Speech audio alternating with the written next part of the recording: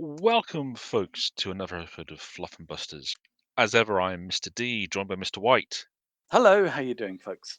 Yeah, and tonight I believe this was a request, wasn't it, Adam? It was a request from me to you, Yes, but you already had it planned in the works. it was on my list of films to get to eventually because it's a film that's near and dear to my heart. It's a franchise that's near and dear to my heart, and in fact, it does also have a Warhammer link. Yes. Oh, it has several Warhammer links. Yes, it's the film with the tagline that gets more and more inaccurate as the years go on, as it is currently due to have a remake directed by Chad Stahelski of the John Wick Mm. fame, starring Mr. Henry Cavill. Woohoo! It is, of course, Highlander from 1986, directed by Russell Mulcahy, Yep. starring Christopher Lambert, Sean Connery, Clancy Brown, and with additional music from Queen. Yes. Yes. Absolutely.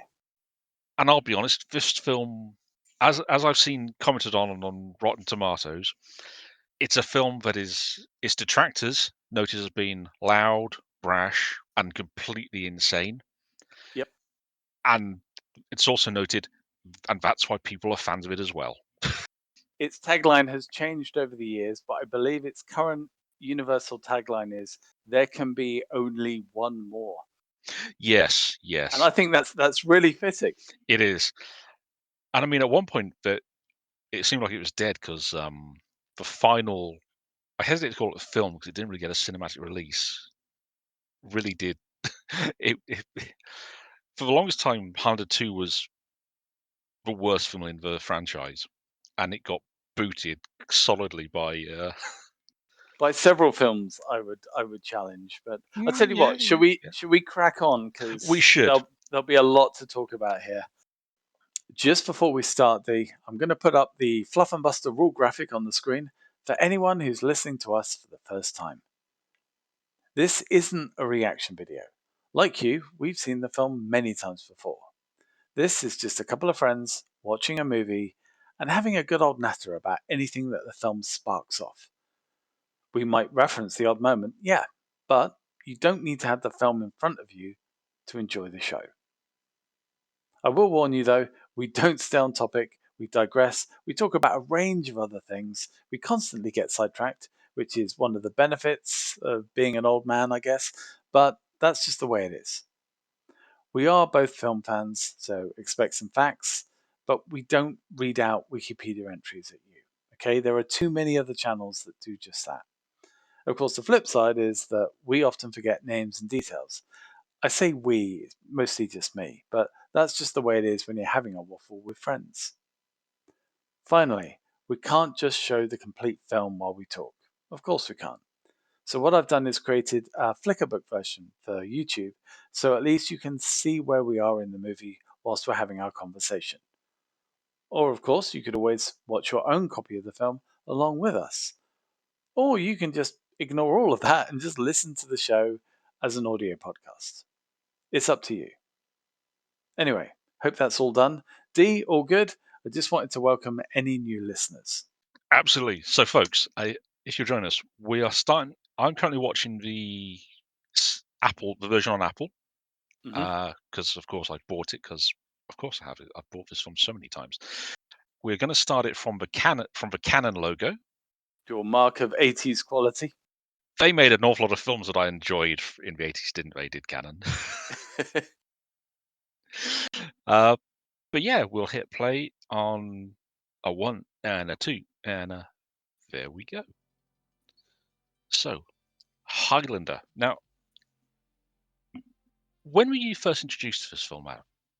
Okay, so Highlander for me is a little bit weird. Hmm. Can I get something out of the way? Because I know there's a lot in terms that you want to Go talk about go with on. this film. Go on. Right. So a lot about this film can actually be summed up by Princes of the Universe, the song Yeah. that plays here. Because if you are a Highlander fan, or if you are just not a fan of Queen, or you're from a younger generation who is only used to hearing the same few Queen tracks on the radio, and let's face it, Princes of the Universe is rarely played on the radio, Oh, yes. you would assume that what you hear here is the full song. And the reason you do that is because it works. It Yeah. works. It's got a beginning, a middle, and an end. If you watch the Mm. TV show, beginning, a middle, and an end. When you hear the rest of it, it's almost like someone saying, I've never listened to Fleetwood Mac. Then you hear the chain, you go, well, that's not a bad song. And then that Yeah. end coda bit comes up, and you go, oh, this is the extra bit of the song that I do know. So when Mhm. people listen to Princes of the Universe, they hear this. Then Queen does its Bohemian Rhapsody style, and of course, it goes off on a bit of a musical journey and comes back. I have heard fans of the film on videos that are seen by millions criticize Queen for the long track because what they've seen, the small bit of it, they think is perfect. And that is much like this film. This is a film that when it was made, even when it was being made and filmed, the producers were and the writer were arguing over the fact that like one of them wanted it to be a one and done, like it was a complete Mm. story. And the producers were going, look, if this is good, you're never going to be able to make a sequel because this is a perfect little chunk. It's like the Queen song, a perfect little chunk. And then all the problems have come out of trying to expand that from an idea that starts, has a drama middle and an end.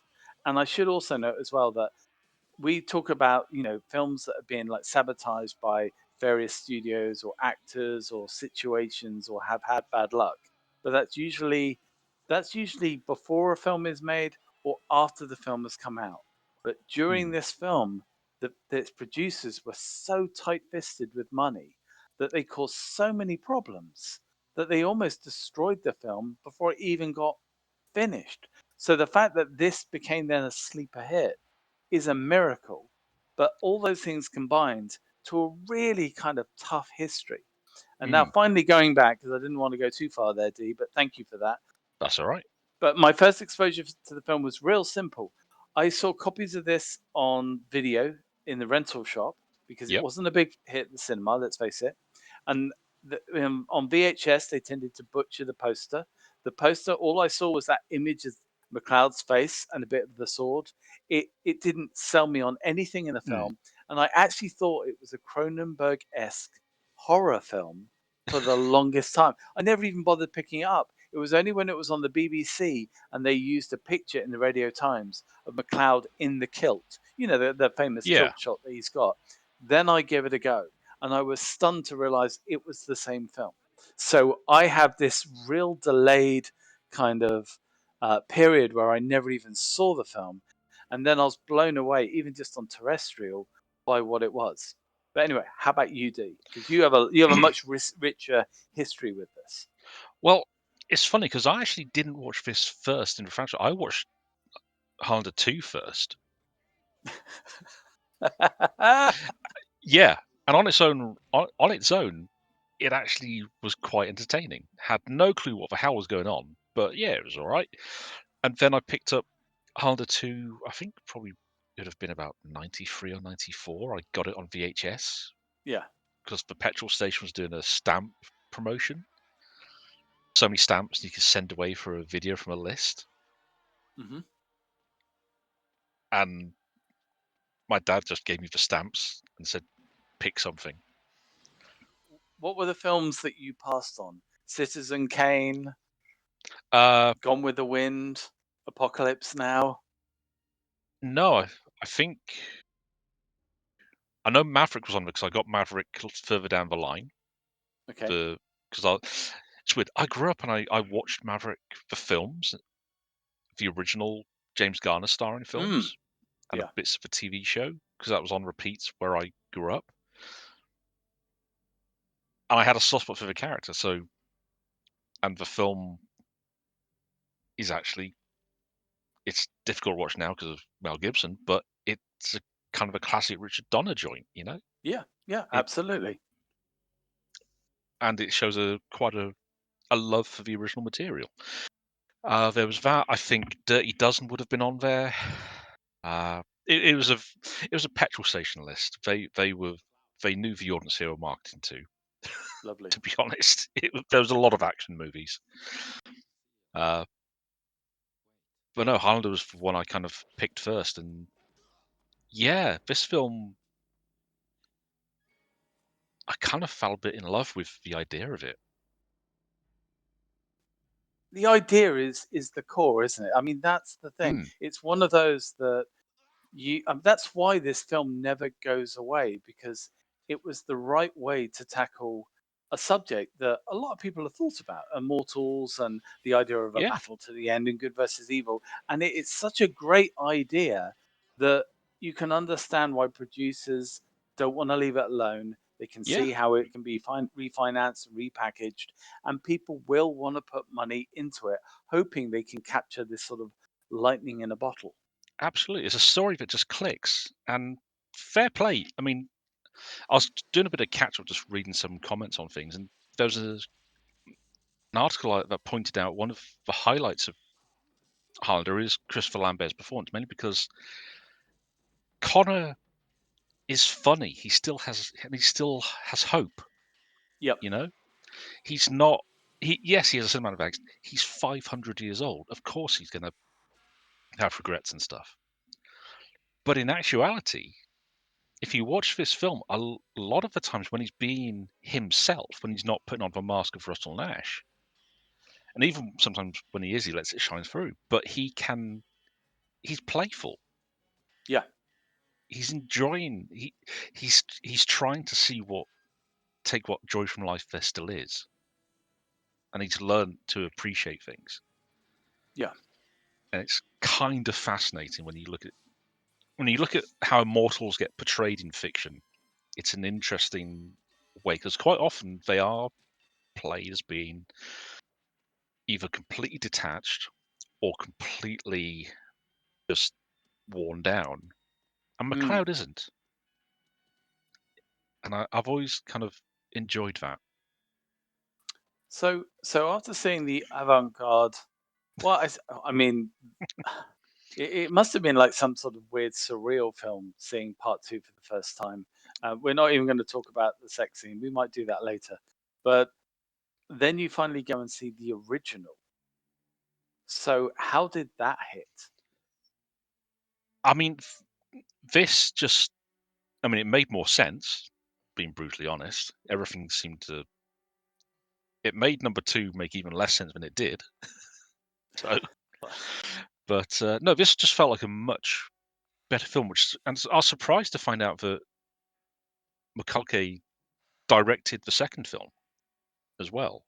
That generally did surprise me because I didn't, and I don't think it's necessarily a knock against his abilities. Now I've learned some of the issues behind the Quickening's production. Yeah, So, I mean, it's so, for those who don't know, I'm thinking, oh god, now I've forgotten their names. Apologies, folks. Hey, it wouldn't be a Fluffenbusters without me forgetting a vital thing.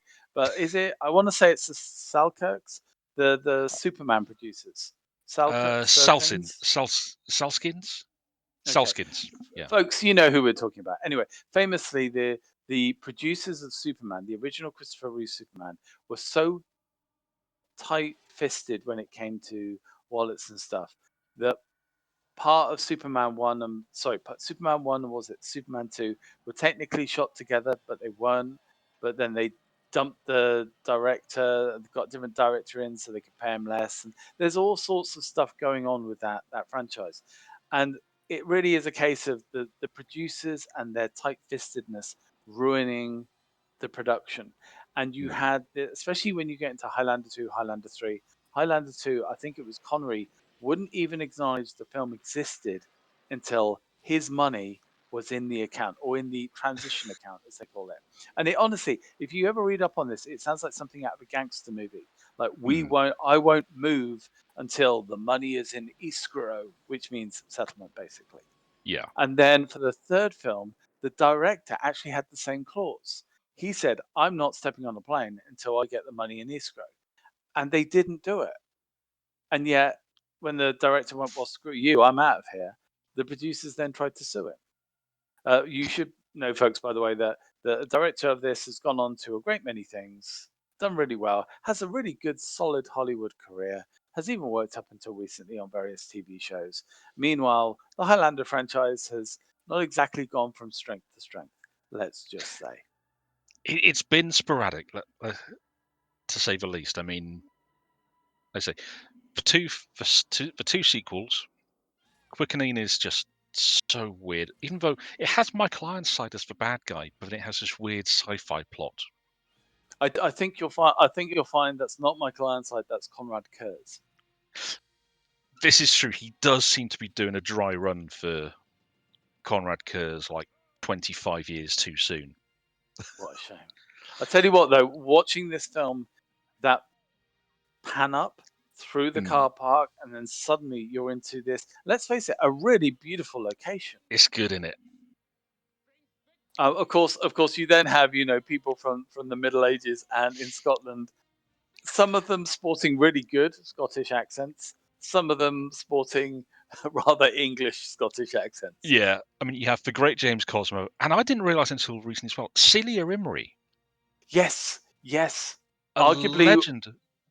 yeah, one of our greatest actresses, who got what torn a strip off her by George Lucas because she played a like a Oh, brief she wore fight. lipstick in the She fighter wore scene lipstick. Yeah, in Phantom Menace. Oh, I think that was always like over embossed. I think all George did was go, "Excuse me, can you get out? I think can you wipe that off?" Something really basic. yeah, But she plays. I mean, it's a tiny, tiny role, but but I tell you what, we're going to mention this a few times, and in fact, Dee, I'd love you to do this as well. We know that Cavill's a big fan of hmm, the lore and stuff. yeah, So, any point you think this would be an easy fan win, say the word. And I'm going to come out with the first suggestion. When Cavill gets run out of his town, one of the people that presides is an old, like, witch type sorceress played by her. that would be brilliant. I mean, it'd be. I mean, James Cosmo's still working as well. Bless him. Oh, He, yeah, that'd be good. uh, him in any role would be wonderful, frankly. But this is just and for the time as well. No, I was just gonna for the time as well. This is kind of an impressive battle sequence for two clans going to war. Yeah, absolutely. So again, fair play to him, and Clancy Brown getting an all-time entrance, really. Yeah, it's a shame as well because Clancy's gone on record and said that he wasn't paid half of what he expected for this, Mm, which is, I think, a reason why he was offered to come back for the other films, really? and he was like, "Screw you." Yeah, understandable. And it's and and the thing is, it's kind of a shame that because in these sequences he seems quite composed and thoughtful. Yeah, Then when we meet the Kurgan in the present day, he's basically an animal. And I've seen some stuff where Brown said that he didn't want to play Kurgan as the beast yeah, as he really is in the film. He wanted him to be a bit more to like be wearing a suit and a bowler hat and mm, be much more restrained. So he's hiding everything under a mask of civility to make him try and make him much more frightening. And in a different sort of film, that would have been fantastic to see. Because as we were all aware, Clancy Brown's gone to have an astonishing career over yeah. the years. An amazing VA with work in the DC Universe, SpongeBob. If you've watched any animation in like the last decade, well, 2 decades, you've heard his voice. Oh, absolutely. And as soon as he speaks, you recognize it. And I'm actually intrigued to see. I'm trying. They got Dave Bautista playing Kurgan in the remake, Yeah, apparently, and that's actually really good cast because one, he's one of the few actors who's of a similar who could match Henry Cavill in terms of height, yep. which I think is quite important. I'm going to be interested to see how they approach the character because Dave's like Clancy Brown. He's an actor who can do the beast very well, but it's almost more Uh, interesting to see them being given some material that's a bit more layered.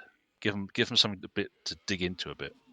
I agree. I agree totally. In fact, uh, I think as you were saying that as well, I thought, well, I wouldn't be surprised if Batista, a similar thing to the suit idea, that it was Mm. the mask of civility, that it was a more nuanced take. And remember as well, these guys have been around for donkey's years. I mean, later on as well, the Kurgan is described, as was it the savage, almost tribal part of Russia, Yeah. and the sort of stuff that was going on. But if you think about it, that if you've come and you've lived through that, very much like, and again, there's a lot of parallels Warhammer 40K here.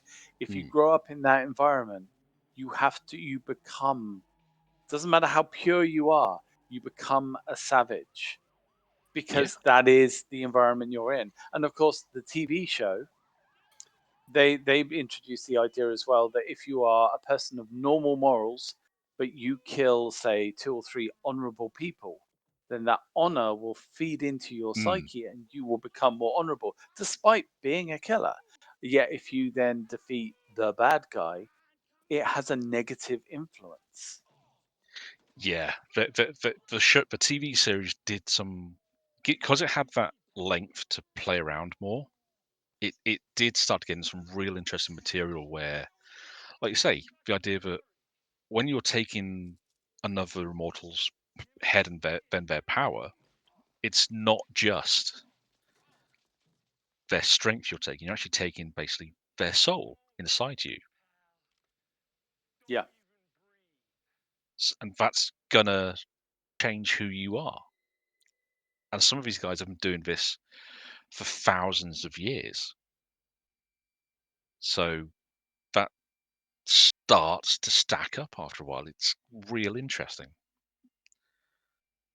I'll bet money that Cavill has looked at trying to get at least one of these locations back. Oh yeah. If not at least a homage to it, because it's beautiful. I mean, it's I hate to say it, it is almost easy work. You just wait till sunset, put on the filters, get the shot framed up, and you add that atmosphere, which works so well. And I will say as well, in the short moments that some people are on screen, they do a great job of giving you the culture.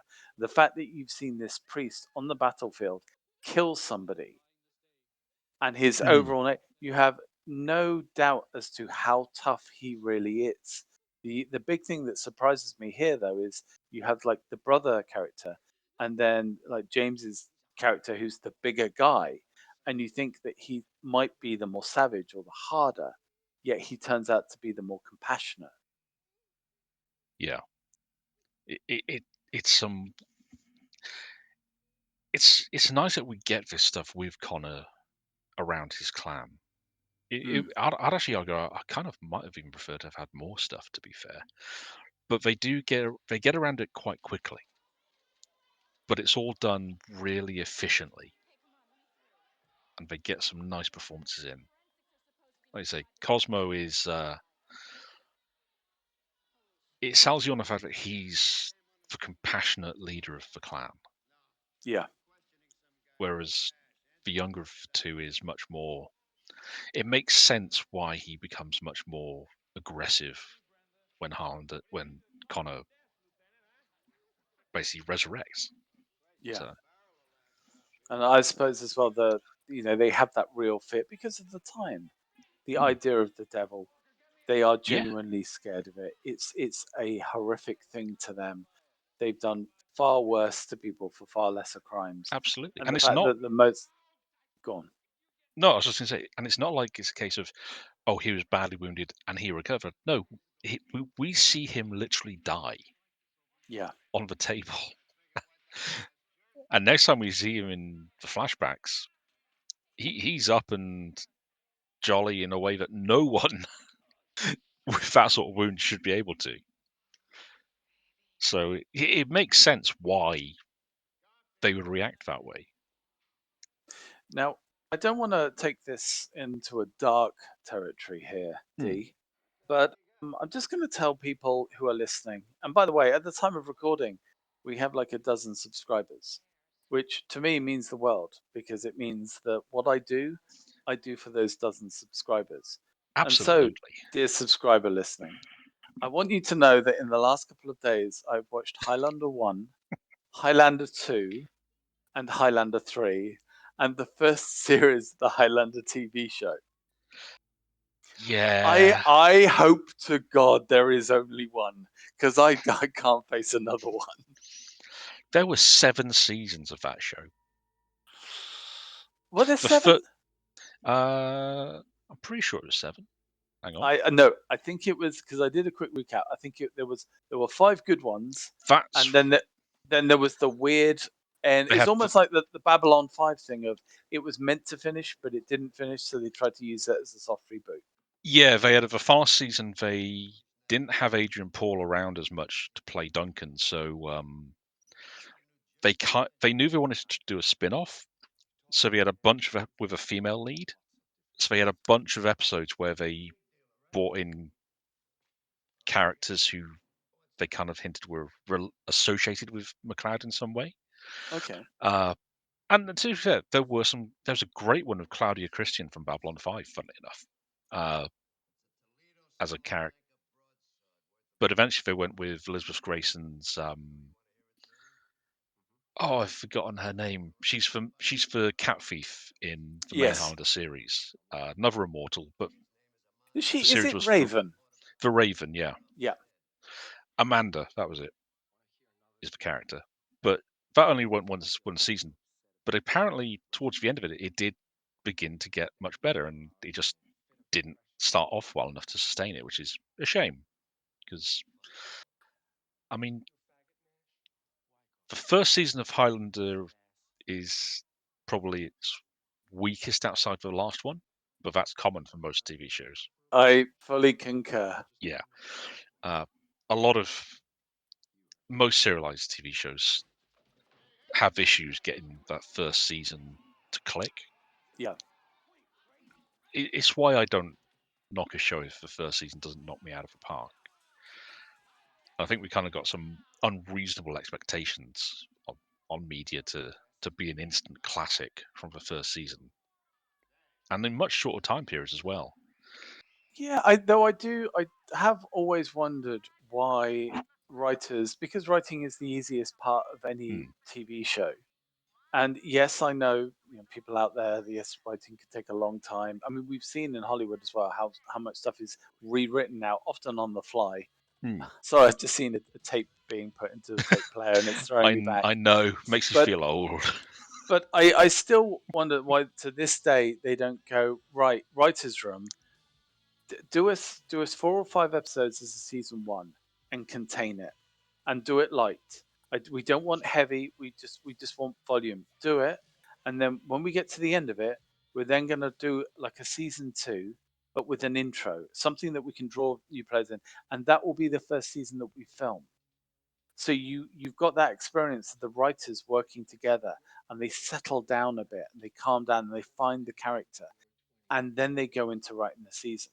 Because you often hear is like you see as well the pilot. The pilot's got everything chucked today. I mean, my goodness, the pilot for Highlander, the show, just has a shocking amount of nudity Yeah, for what is the rest of the show really shows up. Though then again, these movies have cheesy love scenes in every single one of them, with the third one being practically softcore. It's ridiculous, yeah. but it's a real mix. By the way, as well, I just wanted to say it's a shame that Clancy Brown never played a true hero, unless you're aware of a role that I'm not. Uh, Cowboys and Aliens. He plays the priest in that, Okay, who's a pretty decent guy overall. Uh, cool. Funnily enough, he's had several roles in Star Wars in recent years. He voiced a character on Rebels, who the model was actually designed to look like him. Yeah, And when they made the first season of Ahsoka and had that character in the first episode, it's Clancy Brown. And I cool. actually kind of dug that, to be fair. I got a real kick out of that just because it's nice to see him playing good guys. He was a hit. There's a character in a short-lived show in the 90s called Earth 2. Okay. One of the There was a whole phase in the 90s where we had loads of sci-fi shows hit that barely made it past half dozen episodes, and Earth 2 was one of them.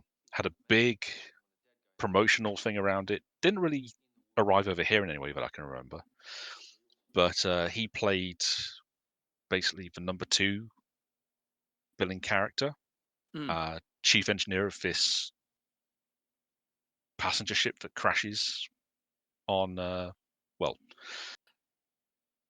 a new Earth that we were going out to colonize. I think you have him and his daughter, and there's a bunch of other characters. But he was a pretty decent guy in that. Yeah, but generally he does tend to play villains just because he has the voice and the stature for it, Yeah.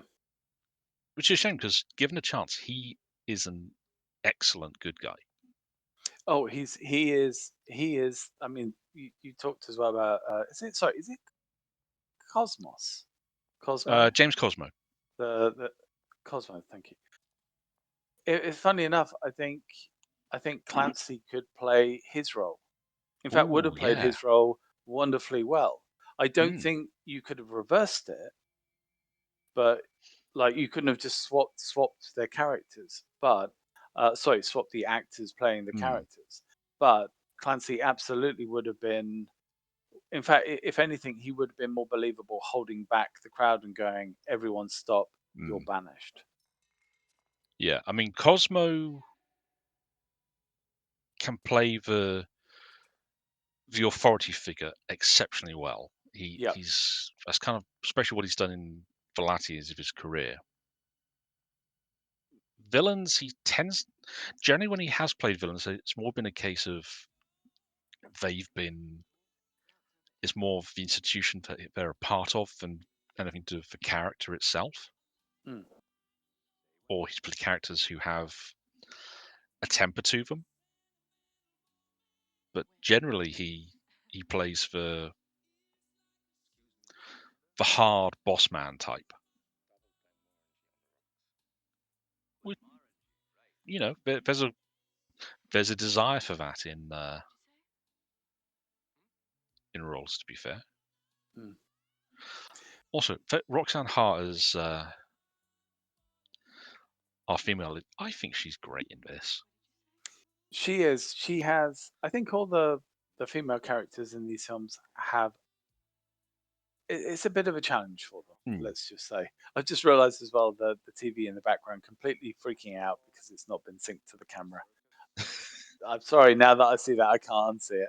But yeah, that there are some pathetic characters here, and they do have some agency, but it does feel as though they're almost props for the storyline. But then again, Hmm. there's a lot going on with the story. It's like the story is almost the perfect gift to a producer because you can have whoever you want in these flashbacks and they don't have to be connected apart from the lead actor because that's the whole nature of the film. You're dealing with an immortal and time travel. Absolutely. So you could go to town. And worth pointing out, and I don't know if you ever knew this. Again, because it was such a while before I watched this film, I'd actually seen Lambert in Subway before I Hmm. saw this. And because at one point, admittedly, his hair is very different. That's a Jean-Luc Besson film for those of you who don't know, and it's Jean Reno was in it as well. So this is before Leon the Professional and Nikita, but it was Lambert with this like beautiful shock of blonde hair, but wearing that same sort of Mac that he's wearing now in one scene. So when I saw like promotions of this, I got really confused. I actually thought at one point it was a follow up to Subway. Man, that's a see. Subway's another of those films I haven't had a chance to watch yet. Annoyingly, it's been on my a perennial to watch list. That one, but yeah, that must have been a hell of a head trip to have that to go. Well, it was challenging, but then again, a lot about this film. I mean, I Was the success, oh, sorry, the lack of success of this film, was it due to poor advertising? Was it the fact that nobody knew quite what sort of film it was?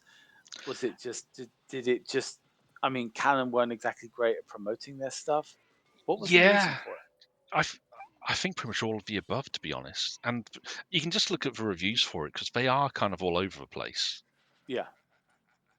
across time periods and whatnot. Reviews for this film just go they're wildly swingy. They go from derision to adoration and everything in between. It's kind of nuts just how this film kind of it just kind of it raises different things in people, and there's no consistency, which is Mm, so bizarre as well. Normally, films you can pretty much be guaranteed there'll be some solid opinions one way or the other, but this one it just skews so massively across the entire spectrum.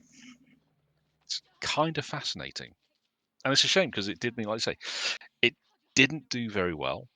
Did very well in France though, from what I understand, which is why, especially when you come to the TV series, that was a French co-production, mm, so half the yeah. season they go to France to film in Paris, Yeah.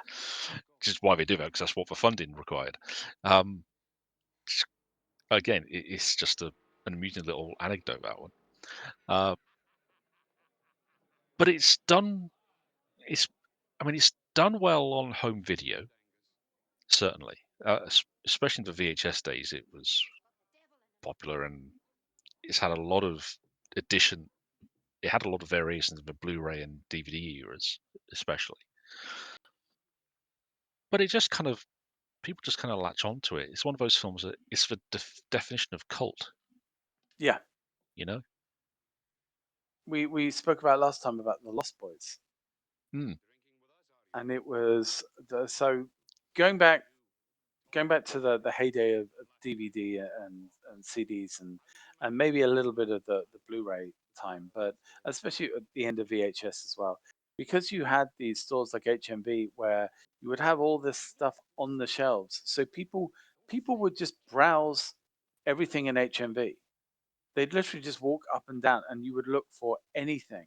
And stuff like Highlander, because the name, especially the buzz, because it had become popular, people yeah, would just constantly pick it up. So that's why you had these films that today they're kind of lost on streaming services or they're harder to find. Whereas back absolutely. I mean, then, people would like just gravitate, so it would keep selling. Even, and I can't believe this, I saw a Blu-ray special edition of Highlander 1 and 2. I saw a picture of that, and I was like, I did not know that existed. That I can guarantee that people appreciated at least 50% of that disc. yeah, it's one. It does make me laugh. There's never really been a complete set of all five films. Possibly, possibly a mercy on that score. But equally, we've never, especially in the UK, because watching Highlander the series over here was a pain in the backside. Yeah. Because it was, I saw most of season one on ITV, but it was shown in the early hours of the morning, Mm. and it varied by who your regional ITV broadcaster was. So there was no consistency. And then it went to Sky, and I think I finally managed to watch all of it on the horror channel because it was like their 8 till 10 double feature with Xena and Hercules. Yeah. So yeah, that was weird. But we've never had a home media release of Highlander the series. Not that I've noticed on DVD or is in the States, yeah, but not in the UK. Weird. Mm. It's it's a shame that the banishment scene, because I mean there's things that this film does so well. The Mm, banishment is heartbreaking. yeah. The him leaving, like if this film was out now and there was still the same scene with Cosmo, I would bet you any amount of money that somebody makes a fan film about Cosmo in his last days and kind of finds a way to visit him one last time on his deathbed. Oh yes. And there's things like that that you think of. There's shots like this, and sorry, I know we don't normally like react to stuff on screen, but that dawn shot with the Mona Lisa in the background, that was almost arty. That was almost Besson stuff. That was, Mm. there's all these things back, and it does it. This film, one of the things it captures, despite itself, is the challenge of being an immortal. Yeah, And I and don't know how many times. I mean, before this, had you seen anything that had tried to capture the loneliness of being or living forever? not really. I mean,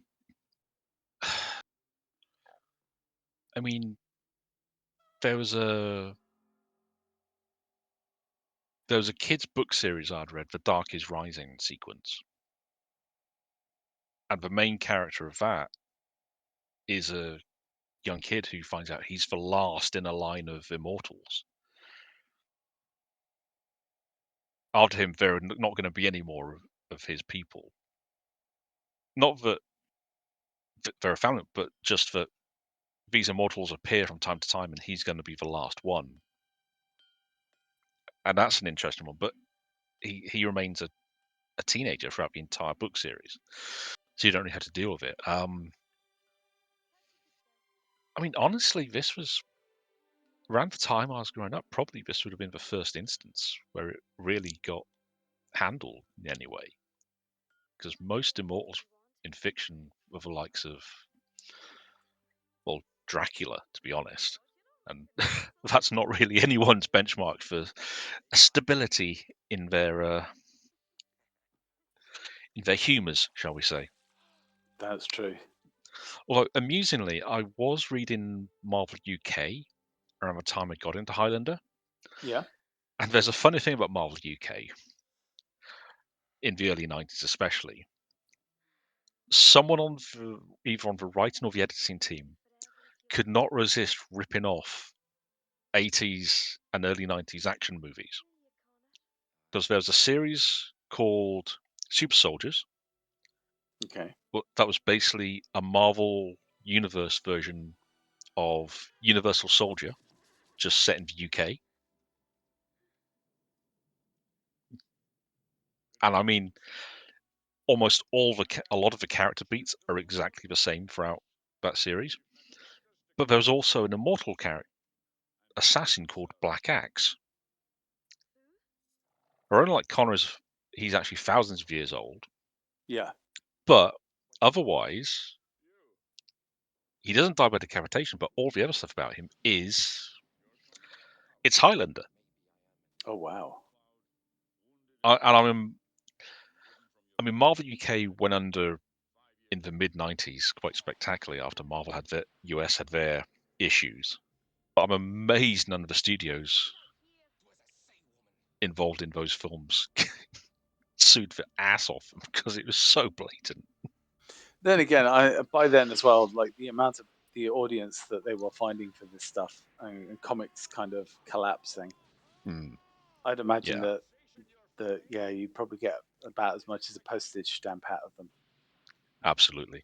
And we should also point out this is where the film takes an obvious uptick as Sean Connery deploys his weapons grade charisma to bring Juan Sanchez Villalobos Ramirez, the most Scottish Spaniard of all time, to the screen.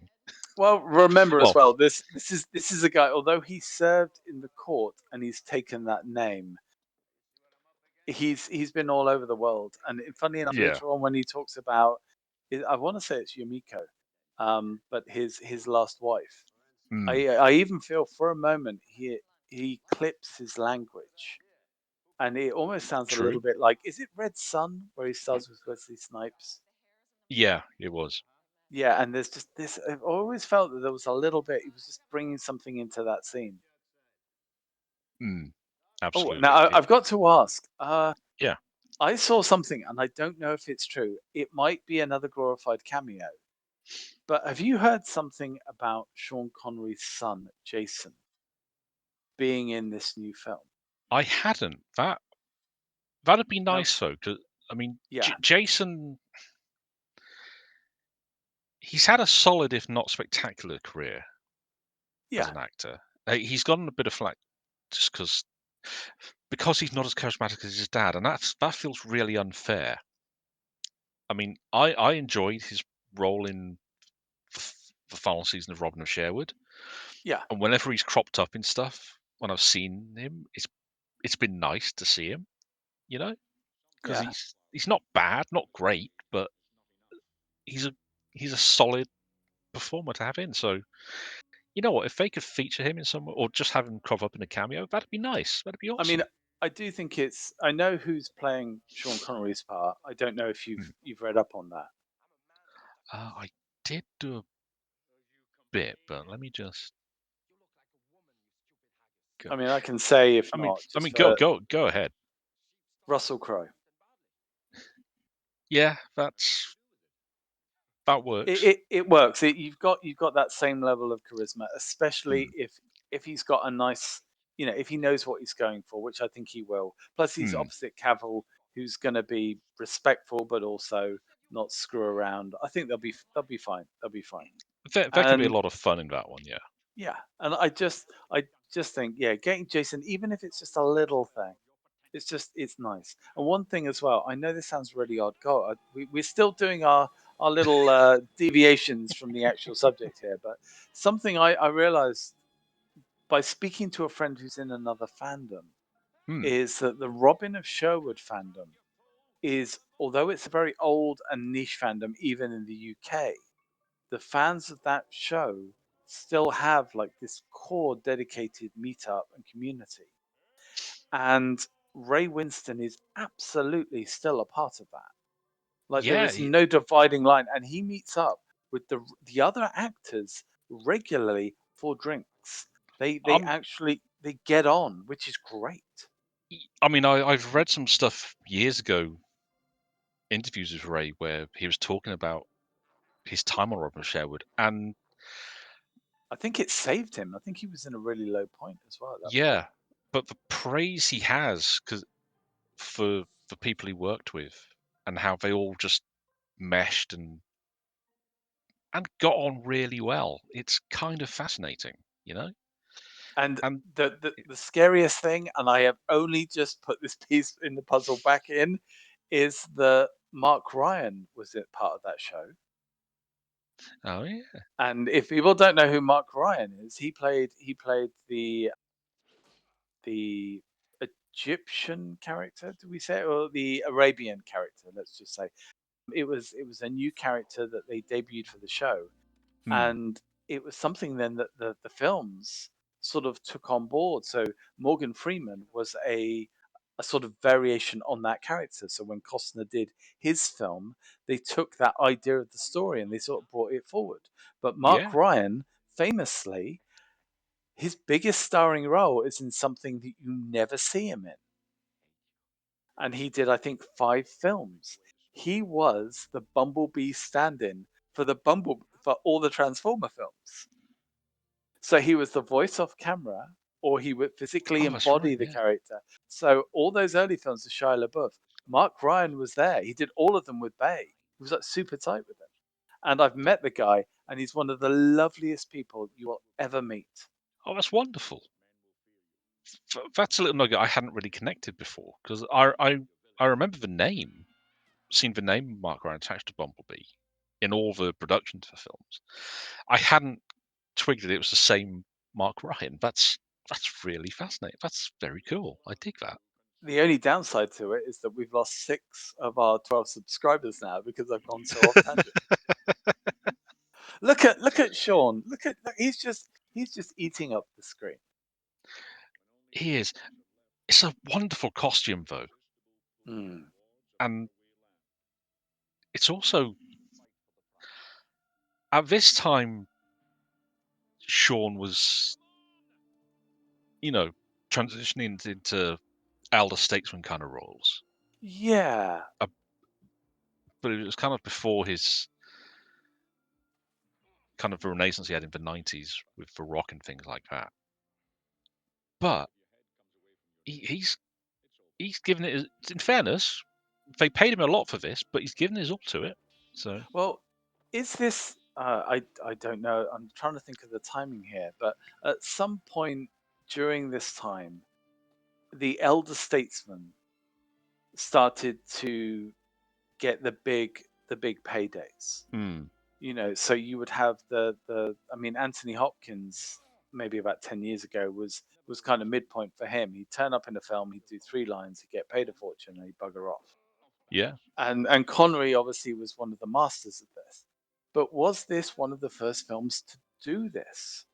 To I have a think it. big guy come in and go, "Hey everybody, I'm here. I'm buggering off now. Bye." I think it might have been, to be honest. Certainly one of, if not the first, certainly one of the more notable. I mean, his influence over the film is so much that they use his audio at the end, and it's Yeah. really telling that they do that because it's almost like, uh, oh, sorry, I have to go back to Transformers the movie. God, I never thought I'd be segueing into this, but they try and bring in the idea of Optimus Prime coming back. This is the '86 movie, folks. By the way, if you're offended about Hmm. me spoiling stuff, please don't. But the idea that they bring his voice back to give the audience a bit of a lift, it's not only cheeky from the producers because they're just reusing his audio, and they also reuse a load of his scenes as well later on in the film because Yeah. they want you to go, oh yeah, we watched him and that was good as well. But it's such a it's so wonderfully done. I've just realized, by the way, D, I can cosplay this guy. I'm the right age to cosplay this guy. I need to see if I can get a costume. That's going to be one hell of a big costume. It'll be worth it. And you know the best thing? I don't need to worry about the quality of the wig. Yeah, that's fair. Speaking of which, as well, but his wig in Highlander 2 was so bad. I could see the lace. I could see all of it where it was laid. It was terrible. Fair play to him though. Connery is young enough here that he can do a lot of this stuff, and even in the wides, you can tell it's him. Yeah. Whereas by Highlander 2, like he had, I think 6 days, and they were Hmm. desperately trying to film as much as possible, and it led to some of the cheesiest stuff going. Oh yeah. One thing I should point out as well. Well, again, something I only recently learned. Bob Anderson was. Yes, and I think that's Bob there as well. It must be because he looks a little bit different in the face. But tell people who Bob Anderson is because they probably don't know. Bob Anderson was basically for the 20, and I mean this in all seriousness, for the 20th century. If you watched a film of a sword fight, the odds were good Bob Anderson was involved in some way. He Yeah, taught Errol Flynn. He was the stunt double for James Earl Jones in Empire Strikes Back. In the big fight with Luke, Bob's in the suit as Vader for yeah, almost all the fight scenes. Same in Jedi. He taught the cast of Lord of the Rings. He was on set for Lord of the Rings and called probably a bit of hyperbole in here because it was towards the end of his life. He called Viggo Mortensen the best natural swordsman he'd ever taught. yeah. But he taught, if apart from a very small number of actors who, and we're talking the likes of Christopher Lee and Basil Rathbone, who were accomplished swordsmen in their own right, he taught almost every actor their swordplay. First Knight, Richard Yep. Gere, and Sean Connery again. He taught the swordplay in that, and yeah, he. I think he was an Olympic swordsman as well, or he taught He Olympic was. swordsmen, something like Yeah. that. But yeah, Now if I do apologize if you just mentioned this as well, but there's something that in this film really distracts me. Did you mention Princess Bride as well? I did not. Okay, so again, it's that's again Jedi for most people is going to be Hmm. the thing, or the Lord of the Rings again. And you're right. By that time as well, he's definitely getting on. He's been Yeah. brought in clearly as a supervisor, but the fact that he is on set and the cast and crew are basically bowing down because by Hmm. this point, he is of that level. I will say as well, if you ever watch this film back, people, there is a scene at the opening of this scene where it shows you what people do for fun in this sad time. And there is one guy walking sideways up and down 3 or 4 steps, which the two of them are now stood on. But before this poor guy spends a long tracking shot just slowly walking sideways up and down. It's the saddest thing. You can see it's like, I was paid to be an extra. How can I Yeah. make walking sideways up and down a set of steps? There are only 4 steps. Oh, that's Yeah. really bad. Oh, Uh, and the it's Katana that oh, launched beautiful. 1,000 sword collections. Well, this is. I mean, we talk about. We're going to, folks. We're going to talk about how Highlander was treated by us in the UK. Hmm. Obviously, people in Scotland have a view of it. People in England have a view of it. They're not too much different from other places. But Hmm. what I never quite realized is the amount of intense fandom it generated in America. And Yeah. I watched a video on it the other day, and they were saying that there were like whole groups of people, and they all bought that replica sword as soon as it came out, and they've Hmm. all got it. And a lot of them forget Star Wars kid with the broom in his shed.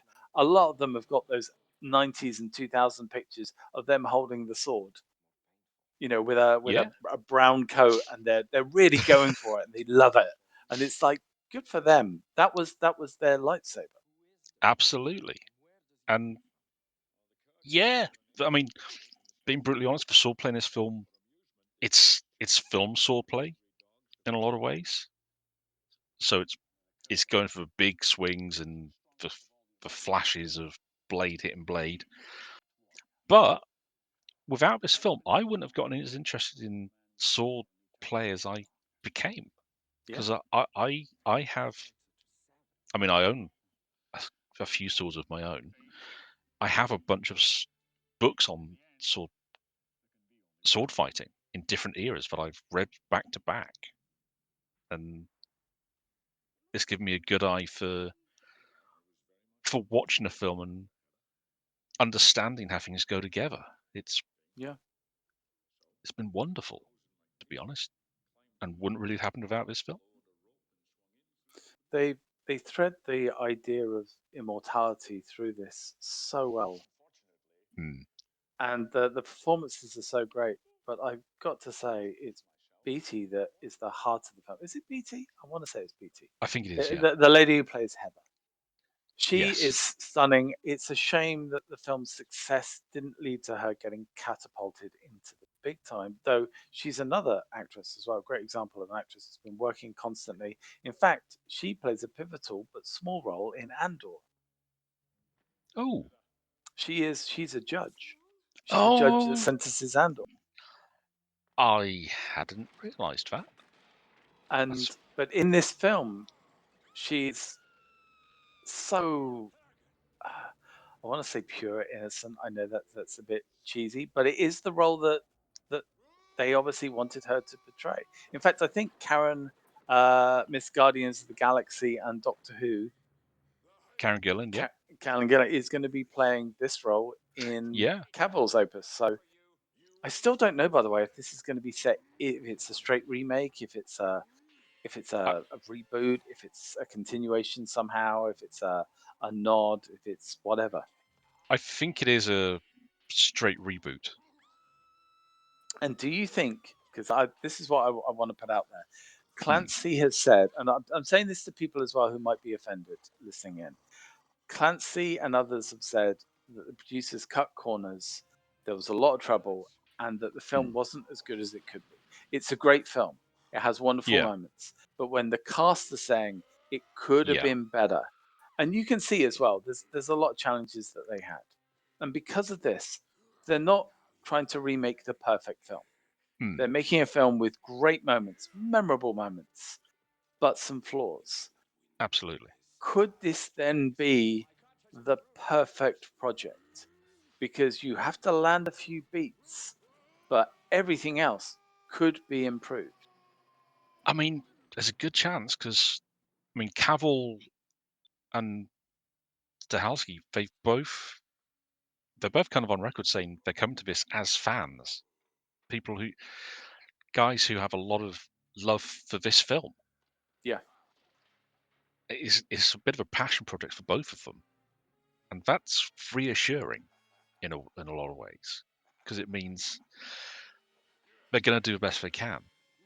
And by the same tokens, Dalaski would just work on. I think it was 'cause he did John Wick, and I think he did Crank with Statham. He was one of the team on that. Oh wow. Okay. Yeah, he has experience of working with budgets that may not be ideal and getting a lot out of things kind of without those limitations showing up. Yeah. So no, I think you're onto something. That there's potential here for this reboot to be something a bit special if it goes right. Because like I say, this film has areas that could be improved on. Like for instance, and again, I'm just very aware of fans of this listening in and going, "What the hell are they talking about?" So we're watching the big fight up the stairs. It's Mm, beautiful. It's cinematic. It's lit wonderfully. Some of the stuff in the like the police station and other areas in the future, yes, it's meant to be bland, but also mm. it's shot like a student film. And it Yeah, genuinely feels like there was a rush to get stuff done. And it doesn't feel as solid as the rest of it. It feels like a shoot of many parts, some of which clicked, some of which didn't. Very much like again the Superman films, where elements yeah, were done, elements were finished, other elements weren't. This is all beautiful stuff, stunning stuff oh yeah, between two actors who are going for it. And credit as well to Connery. You know, Connery hams it up and he controls the screen, but he never diminishes the person that he's acting opposite against. And that's what's made him such a great actor to bring in for cameos. mm, Because he knows how to really sell the moment. But yeah, it's fantastic. If they can capture elements of this and then raise the level of other things a little bit higher, they have got themselves a fantastic film. If they struggle to do that, if they cheapen out, or if it just becomes mangled by overproduction or reshoots or stuff that doesn't make any sense, then that would mm, be a true tragedy. absolutely. And you know something? It's a little thing I've only really just noticed. Go on. I hadn't noticed before that Ramirez has his hands together in prayer before he Yeah, dies. It's such a little moment, but it's it's this feeling of acceptance, and it's really because so many of the immortal deaths in this film are quite sudden yeah, because they're in the moment of the fight. They just kind of inflow and then, especially in fight with Castigear later on between him and the Kurgan.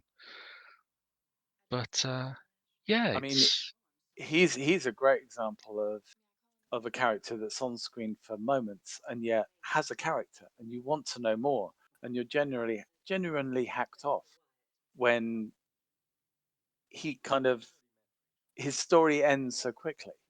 yeah, it's one of those things. It's frustrating.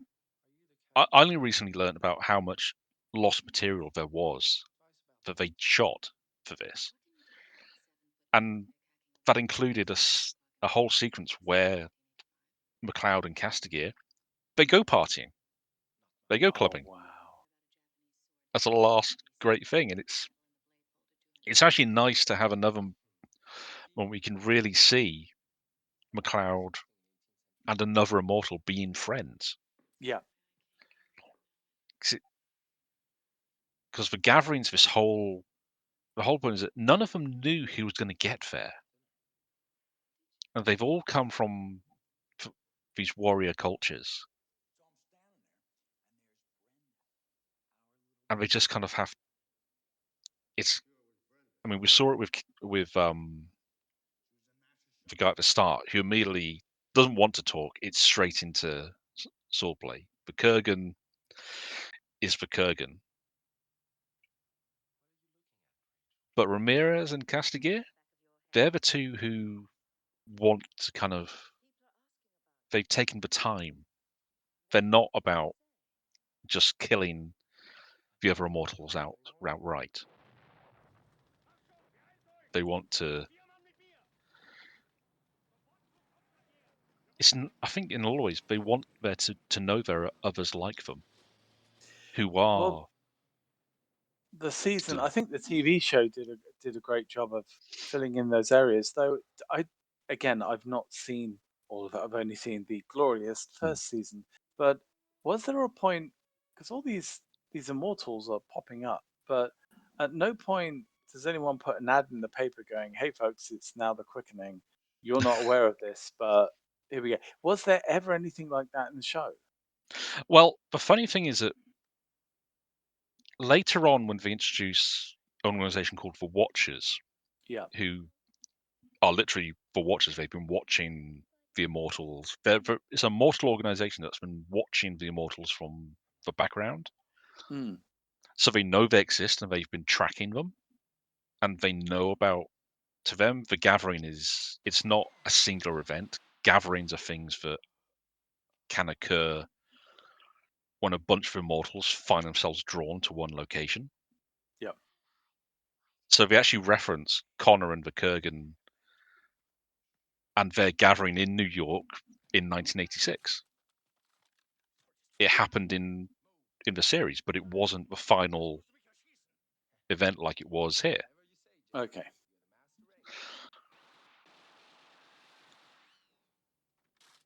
Oh, can't beat gunning down a Nazi.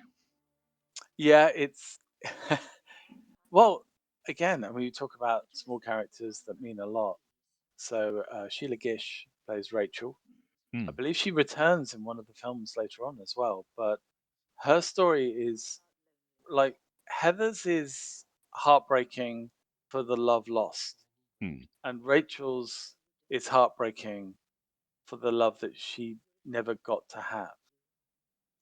Yeah. And I've only ever seen it's these relationships with immortals. It's what it's like to be around a mortal, to know that they might be part, they might be, well, they have been around for your entire life, but you will only be a brief moment in theirs.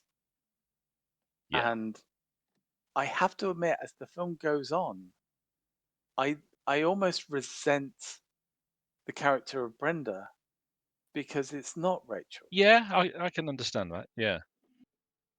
And in the end, it doesn't matter what else happens. Rachel ends up. I mean, if it wasn't for the later films, you wouldn't know that she ever saw McLeod again. And it just Yeah. Yeah. there's little moments really sort of push me.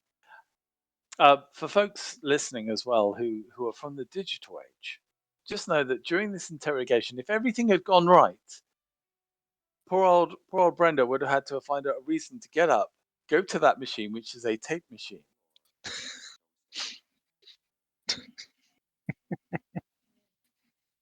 turn the tape over, start recording again, then put it back in the drawer, forgetting that I know exactly how bad those recorders were, and you wouldn't have been able to hear anything inside the drawer.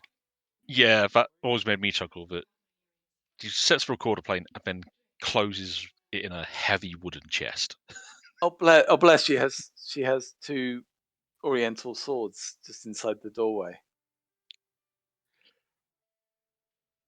Yeah, I love that. I always love that little eyebrow raised by McLeod after he sees that artistic interpretation of Highlander.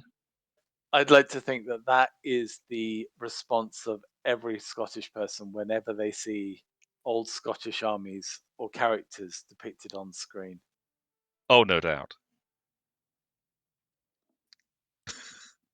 He does. Lambert does have a wicked smile. Oh, I think it was during press for the second film that I saw him on TV, and Hmm. I think it was one of those shows like The Word or something. And they asked him. The host said, "No, I think it was Wogan who said, 'Is it Christopher Lambert or is it Christophe Lambert?'" And he, smooth as anything, he said, "When I'm in America, I'm Christopher Lambert. When in Paris, I'm Christophe Lambert." And Oh, I that's remember smooth. going, "I don't even know who you are, sir, and I don't know the film you're talking about, but you are one smooth son of a gun." It's the only reason why I kind of believe some of the absurd love scenes in this film. Not that it's Conor McLeod, but it's Christophe Lambert. Fair, yeah. Though he's another guy. So here's a fun fact. Hmm. I've worked with somebody who worked on one of those latter Highlander films. Okay. I don't know which one it was, but I know it was one of the ones that crossed over with the TV show. And Probably he's Endgame in that case. probably. Hmm. And I spoke to him and I asked him, I said, what was it like to work there? What was it like to work with these people? What were they like? Were they friendly? Were they, so on and so forth? And he said that Lambert was one of those guys who goes around and knows every single person's name. He makes sure that he knows the whole crew. He's friendly. He's positive. He's a real team player. He does everything he can. Lovely, lovely guy. I then said, "Oh, what about Adrian Paul?" He was less complimentary. Now that's not a huge knock against Paul, because Paul has a very Hmm. interesting story of gets hired for this TV show, believes, as do a lot of people, that he's then going to be a breakout star, has lots of hopes for the future. The fame does get to him a little bit, and he Hmm. famously sleeps around a lot. But then when the series ends, he just struggles to find other stuff. And when you hear him talk about his experiences now, he's a much more layered and honest Hmm. person. He realizes how crazy it all got for him, and he seems to be grounded. He runs a successful charity. He does a lot of stuff with fans and fans experiences. Like he teaches fans Okay. to sword fight, and they film sword fights with him. He does a Hmm. whole experience thing. And look, whatever it takes to earn that cash. And I would love it if both of them turned up in this film in one way, shape, or form. My That would be only quite nice. my only wish, I do not want it to be a thankless cameo, because I Hmm. think we're sick to death of, oh, you're going to get out the sea and there's a person there and it happens to be Stan Lee. Let's not do that. Let's actually have Yeah. a moment from someone that might then return in future films. I don't know. Yeah, that'd be nice. I mean, I suspect it probably will just be a cameo of sorts, but we can hope.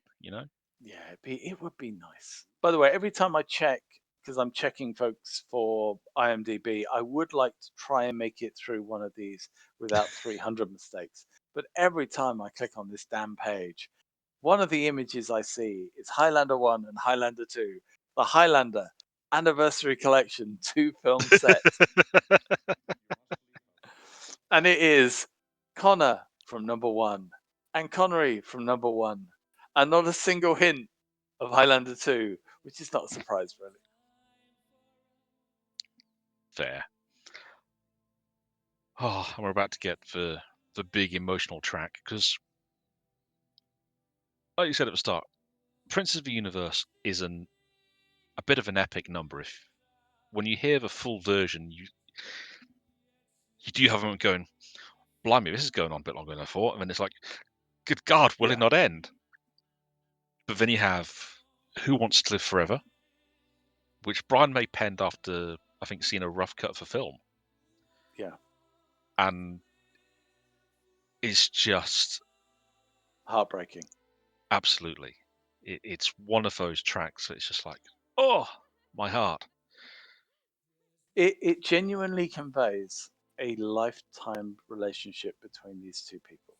I Mm, don't think that's being over the top. I think it's genuinely a thing.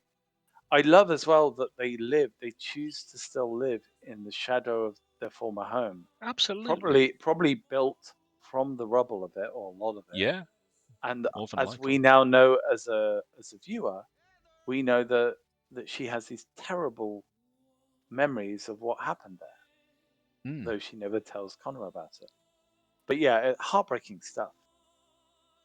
it is. I genuinely feel that this remake, if they do it right, I'm going to be an emotional wreck when it comes to these moments. Oh yeah, it it's it's gonna be a tough watch if they get it right.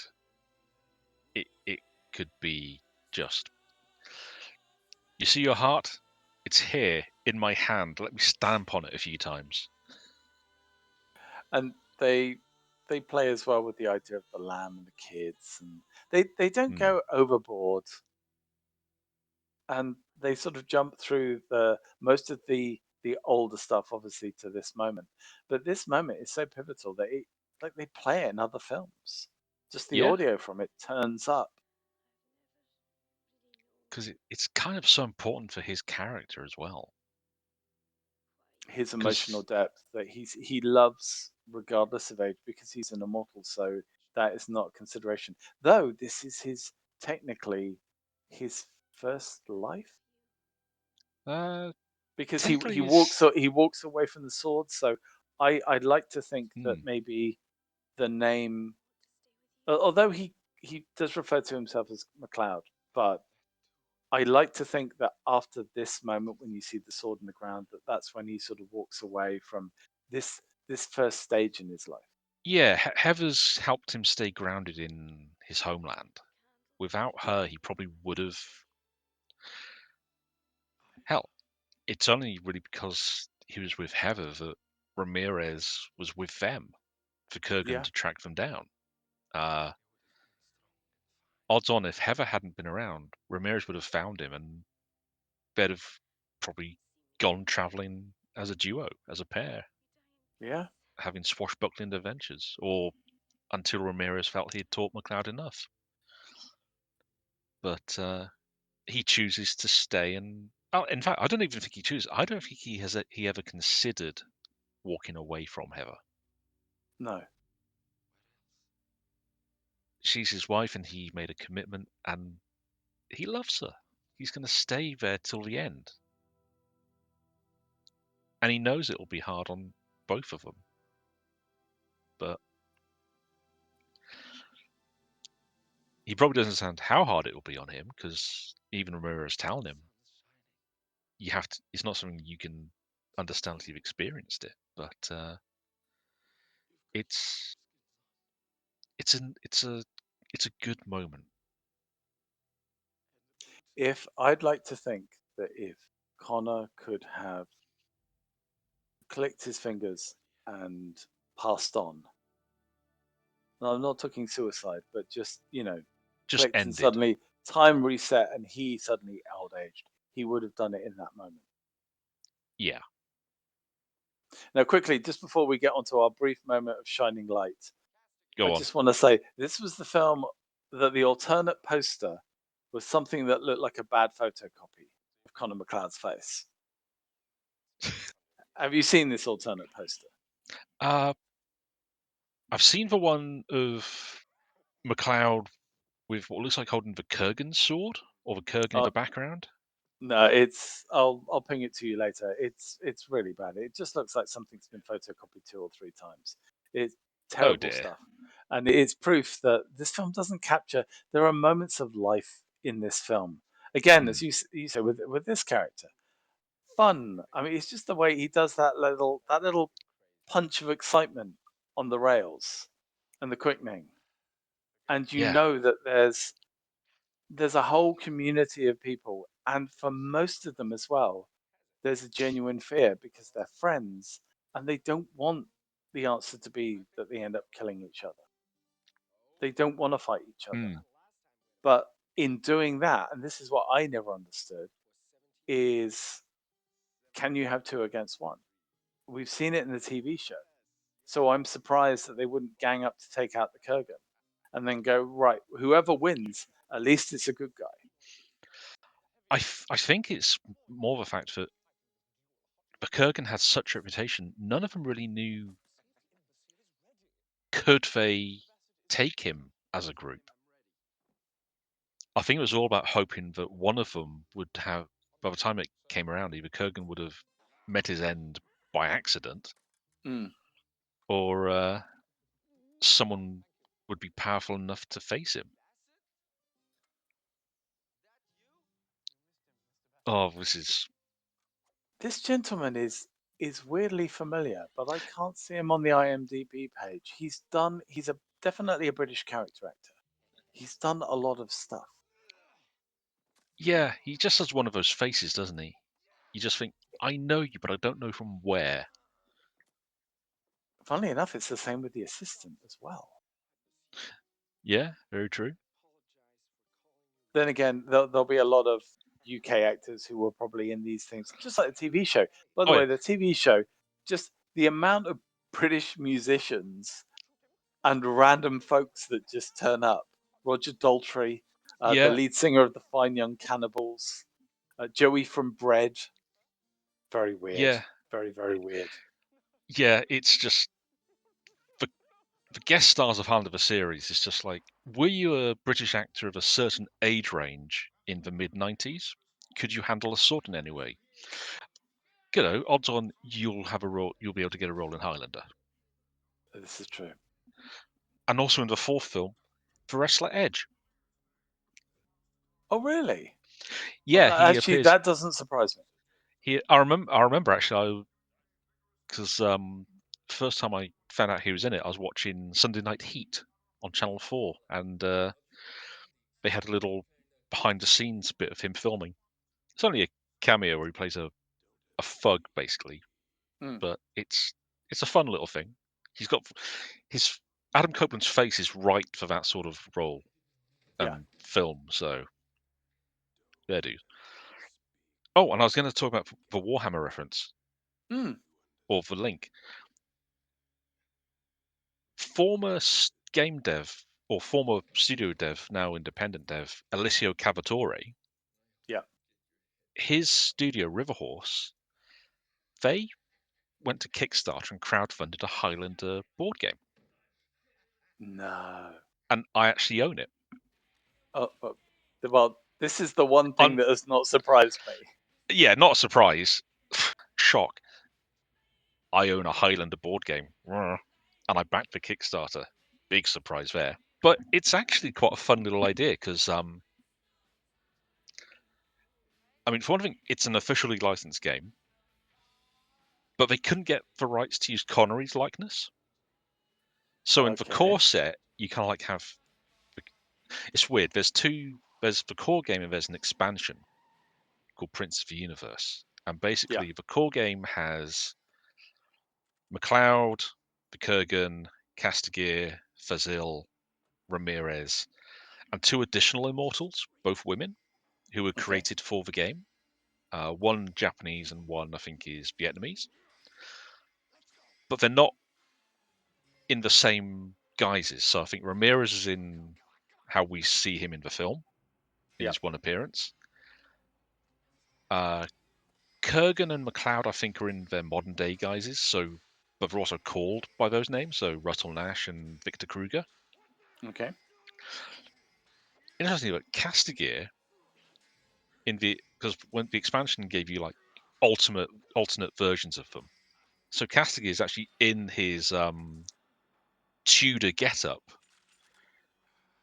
you know, for the same guy sort of get up with powdered wigs that MacLeod was in.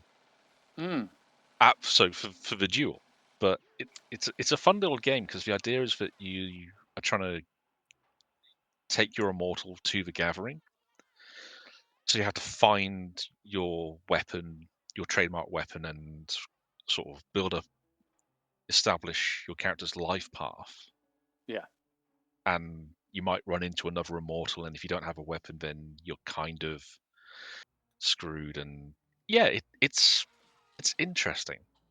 Oh, It's not fantastic. it's not a big board game. It's more where you have a central gathering board, and then everyone has a player dashboard you slot cards against. But it's interesting. One little element of the film I find a bit of difficulty with. Just as we're watching, by the way, Star Wars Empire Strikes Back's very own Rogue 2 Yeah.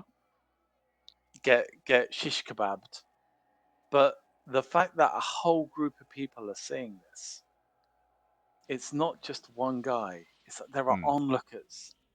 And it's typical in New York that all this happens and yet the police get nothing. Nothing from anybody, and they believe it's completely false. And the thing I Hmm. noticed whilst watching this film, literally just now, is that the precinct is precinct 13, which is a nice little nod. Oh I mean, yeah. it might be intentional, might not. Let's face it, it's New York, so it's got a rough chance of it being that anyway. But so many people have rocked up to watch this. I mean, that's like the thing about something really bad has happened. There's a killer. He's literally shish kebab somebody and he's cut somebody's head off. Quick, everybody, let's stand real close and look. When you expect after the alley just exploded, everyone was like, yeah, we didn't see nothing.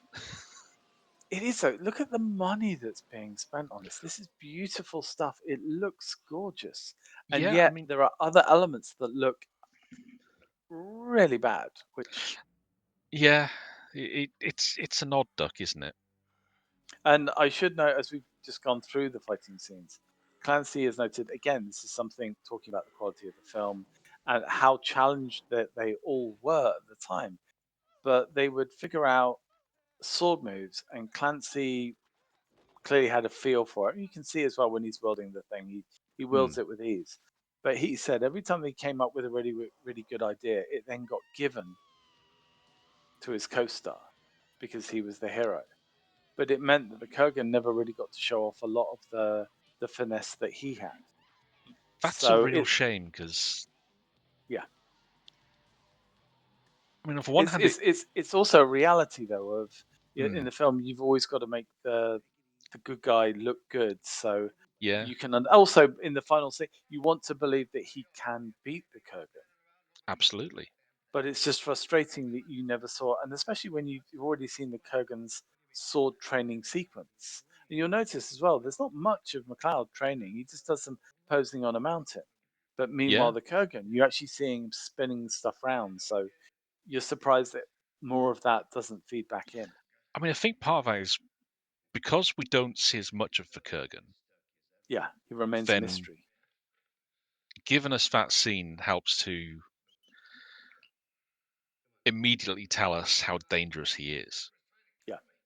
Whereas with McLeod, because it's weird because, like I say, we haven't really seen him do much sword play outside of his first life and, well, the present day. It probably would have been more interesting to have had some flashbacks to see him fight other people with his sword.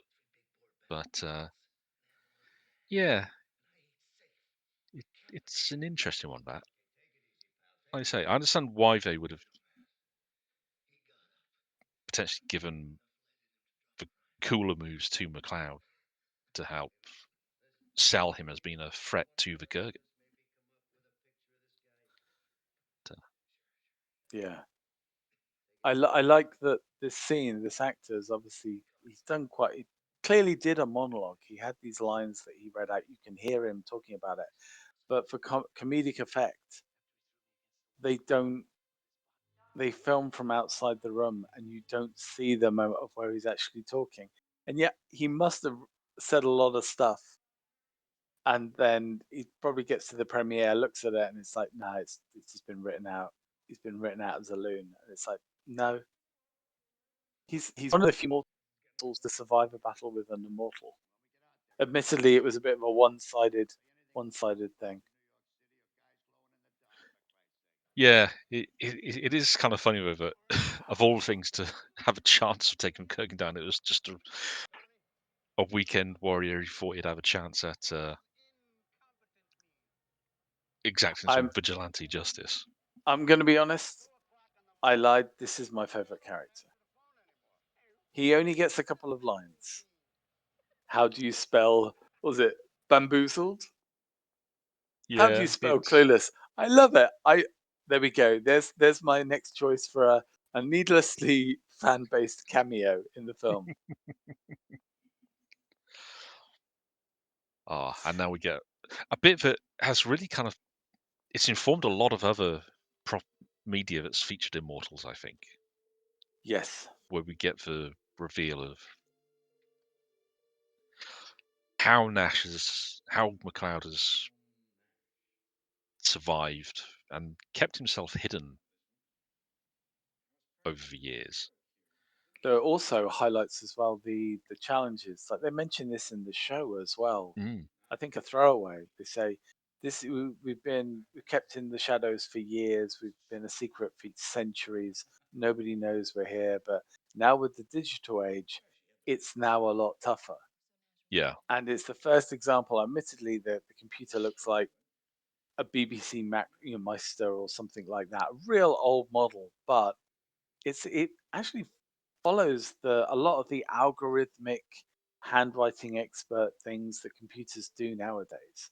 Hmm. And that's if you're not already using a team of people, because people are trained to do this as well. Yeah. It again, it's one of those touches that you think about it, it's like you go, actually, yeah, that must be becoming harder and harder. Uh, and Where do the shtick of where having to do keep I the where do I computer know involved. that where do I know that guy from? It's really weird. Sorry, I've just referenced something on the screen. I won't do that again, folks. I apologize. Something completely vague.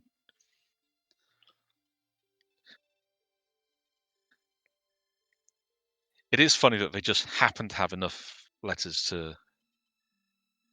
I should have double checked all the other names and seen if there were any in jokes. I guarantee you, if they do that in the remake, they will absolutely stick somebody's name in. In fact, I wonder if they might just use the guy who was the sidekick in the TV series, who sadly passed away. Oh, yeah, that's a. Now, Hmm. as we reach this point in the film, folks, I'd just like you to realize that our heroine has been stalked by Nash, believes that he was involved in the beheading, has then had an unnerved encounter with him that ends with another guy trying to kill them, Nash and this guy having a sword fight, and everybody running off. She now believes he's immortal, he's been hiding his identity, and he has a dark secret. Now, does any of that, D, sound like a romantic build-up? Mm,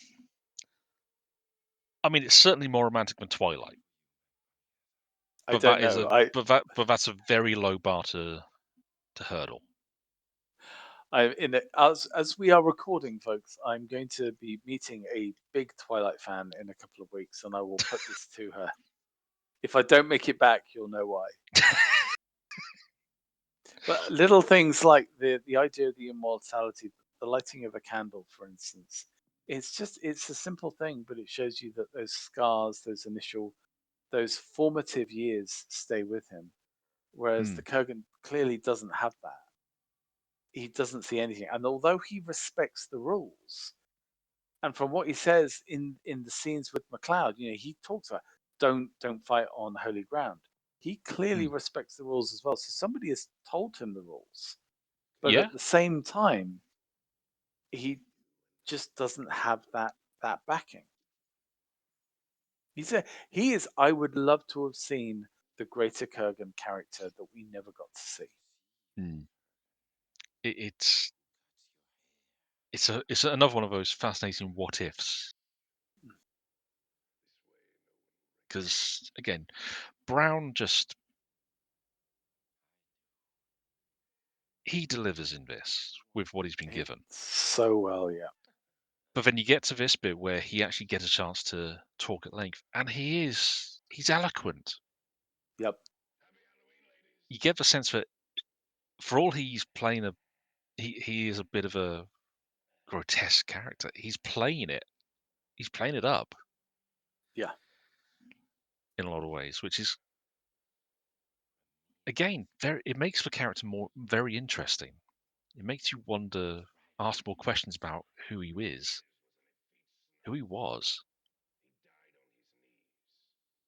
I At mean, hell, this point, at this point, if he turned up in a business suit, I genuinely think he would have been able to pull off the fear.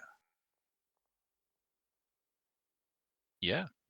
Well, so would it have been more effective if he'd been in the business suit to start with, and Yeah. then turned up like this, or if it started as he was and then turned up with the shaved head and in the business suit? I think if maybe started off with the suit and then ended Mm, up with how we see him at the start of this film, mm. because I think this is almost going a little bit too far. It's like the pins through the neck wound.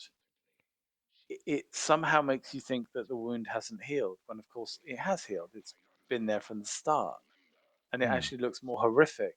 It's quite distracting when you see all the pins through there. I That's appreciate true. it's meant to look a little bit odd, but also as well, you can you can kind of see, let's just say you can see some of the makeup lines and some of the stuff isn't quite Yeah. right. But then again, it's a scene that's being shot in a lot of light. So it doesn't leave any error. And Oh, you yeah. know that all the makeup effects team were doing as much as they could do. And Absolutely. it does look nice as well. And yes, you're right. Clancy just sells it.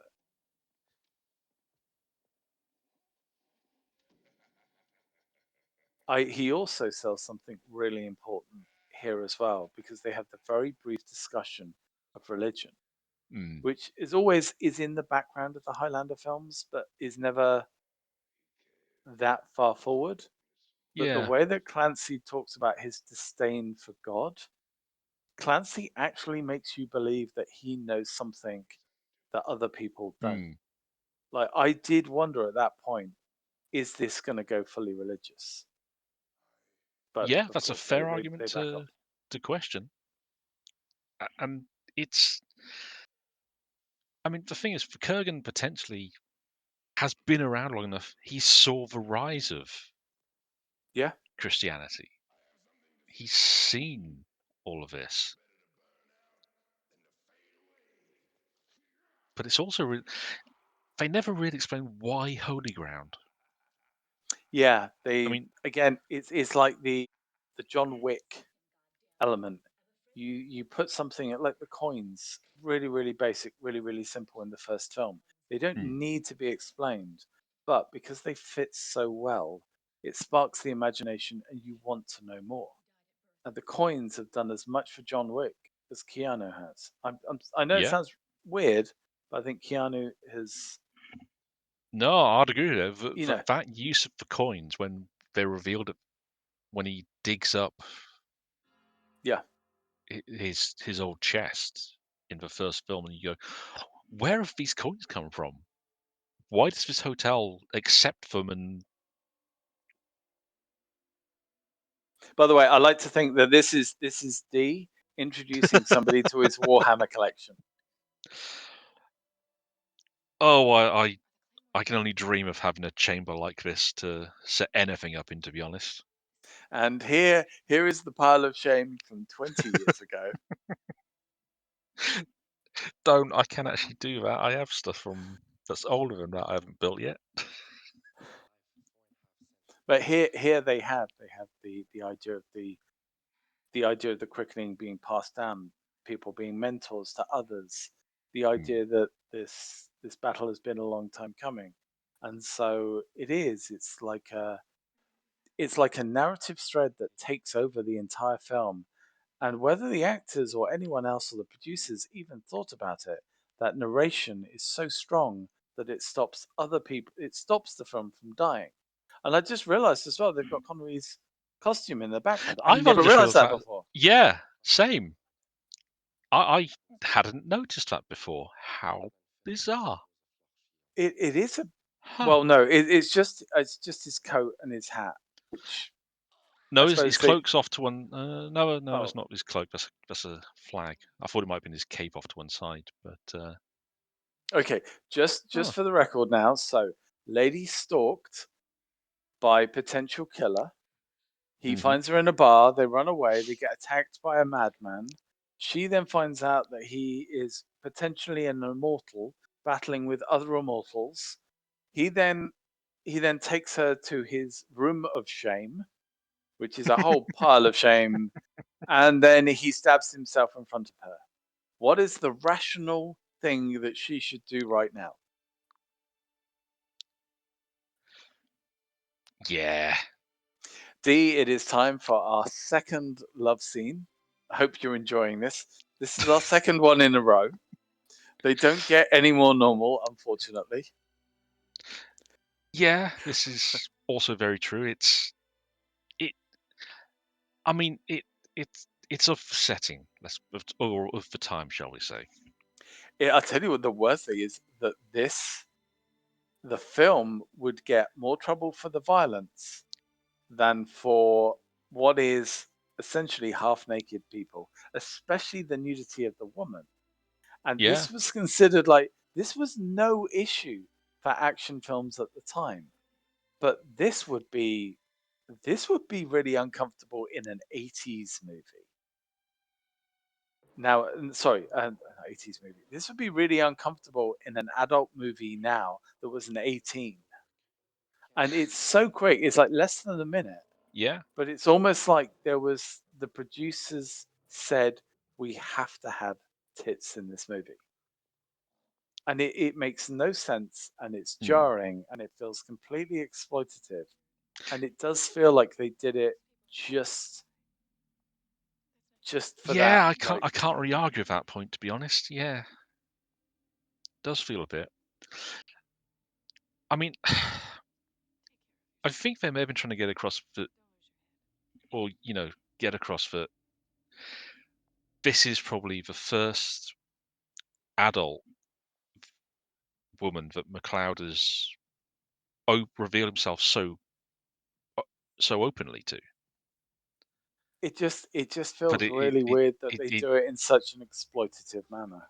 yeah, it does feel a bit, yeah, a bit. By the way, does she live in a convent or something? Because that's the weirdest stairwell I've seen for a regular block of flats in some time. I mean, I I've always had questions about how apartments in New York are set up. Well, just apartments in the States, full stop, to be honest. It's a very large apartment, and apparently it has a room with a bright red light in it, which I'm sure sets off the wrong sort of message. Oh, yes. Interesting fact, this depiction of, or sorry, this cover of New York, New York Ooh, has go on. never been released anywhere. Now, what else do you know about it? Uh, I know that it's Freddie Mercury on vocals, but I So just know that it's never been released. I did a quick check online. Now, Hmm. yes, folks. Oh my goodness, we didn't even talk about the rules. I'll stick the rules up in the intro, and I'll just say that completely forgot to talk about it, but there we go. God, the intro for this one's going to be a challenge. But the whole idea of the the whole idea. Fans have always asked about this because it's such an interesting cover, Hmm. and it promises a lot, and you think, well, there must be something else. But whilst checking some other facts for this film, I did note that apparently fans like they meet up for Queen conventions to this very day, and they have people connected to the band. Normally it's people connected to it as opposed to actually the band Hmm. nowadays. But they have, for instance, their official archivist and their official blah de blah, maybe promotions team or whatever. But when they speak to the archivist, and the archivist is, is the law for the band. And Hmm. every time he goes to one of these things, people always ask him about this song constantly to the point where the true fans, the gatekeepers, get a bit tired of it.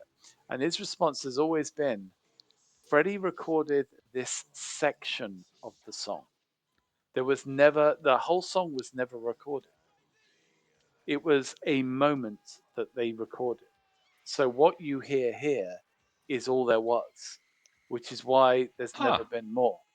And that makes perfect sense Yeah. because, Yeah. and this is not being rude to the band, but the band have naturally released as much as they can release Hmm. of Freddie's material. Do you not think they would have released this a long time ago if they had it? Oh, yeah. I mean, between them and Sinatra, there is no way that a Freddie Mercury cover of New York, New York would not have been a marquee release on a Exactly. on an album of some sort. But This is cheeky Adam fan service Hmm. suggestion. Let's have that clip in the new Highlander film. Oh, It's easier to fit in. It only takes a minute. Boom, it's actually, in there. you know what I think the biggest hurdle for this film's going to be though? Go on. Distancing the music from Queen. Oh, they Because won't. honest, They won't. I will bet my soul there can be only one that they start off the film with Princes of the Universe. If they I do mean, that, I'm there for it. they win. They win. They just get. Let's face it. They win the fans straight away. You'll get reactions from cinemas with people cheering. I mean, in fairness, it's pretty much perfect because you have, uh, well, technically, if you count a kind of magic, there are 4 tracks there Yep. that are done. 3 of them are in the film, the original film anyway.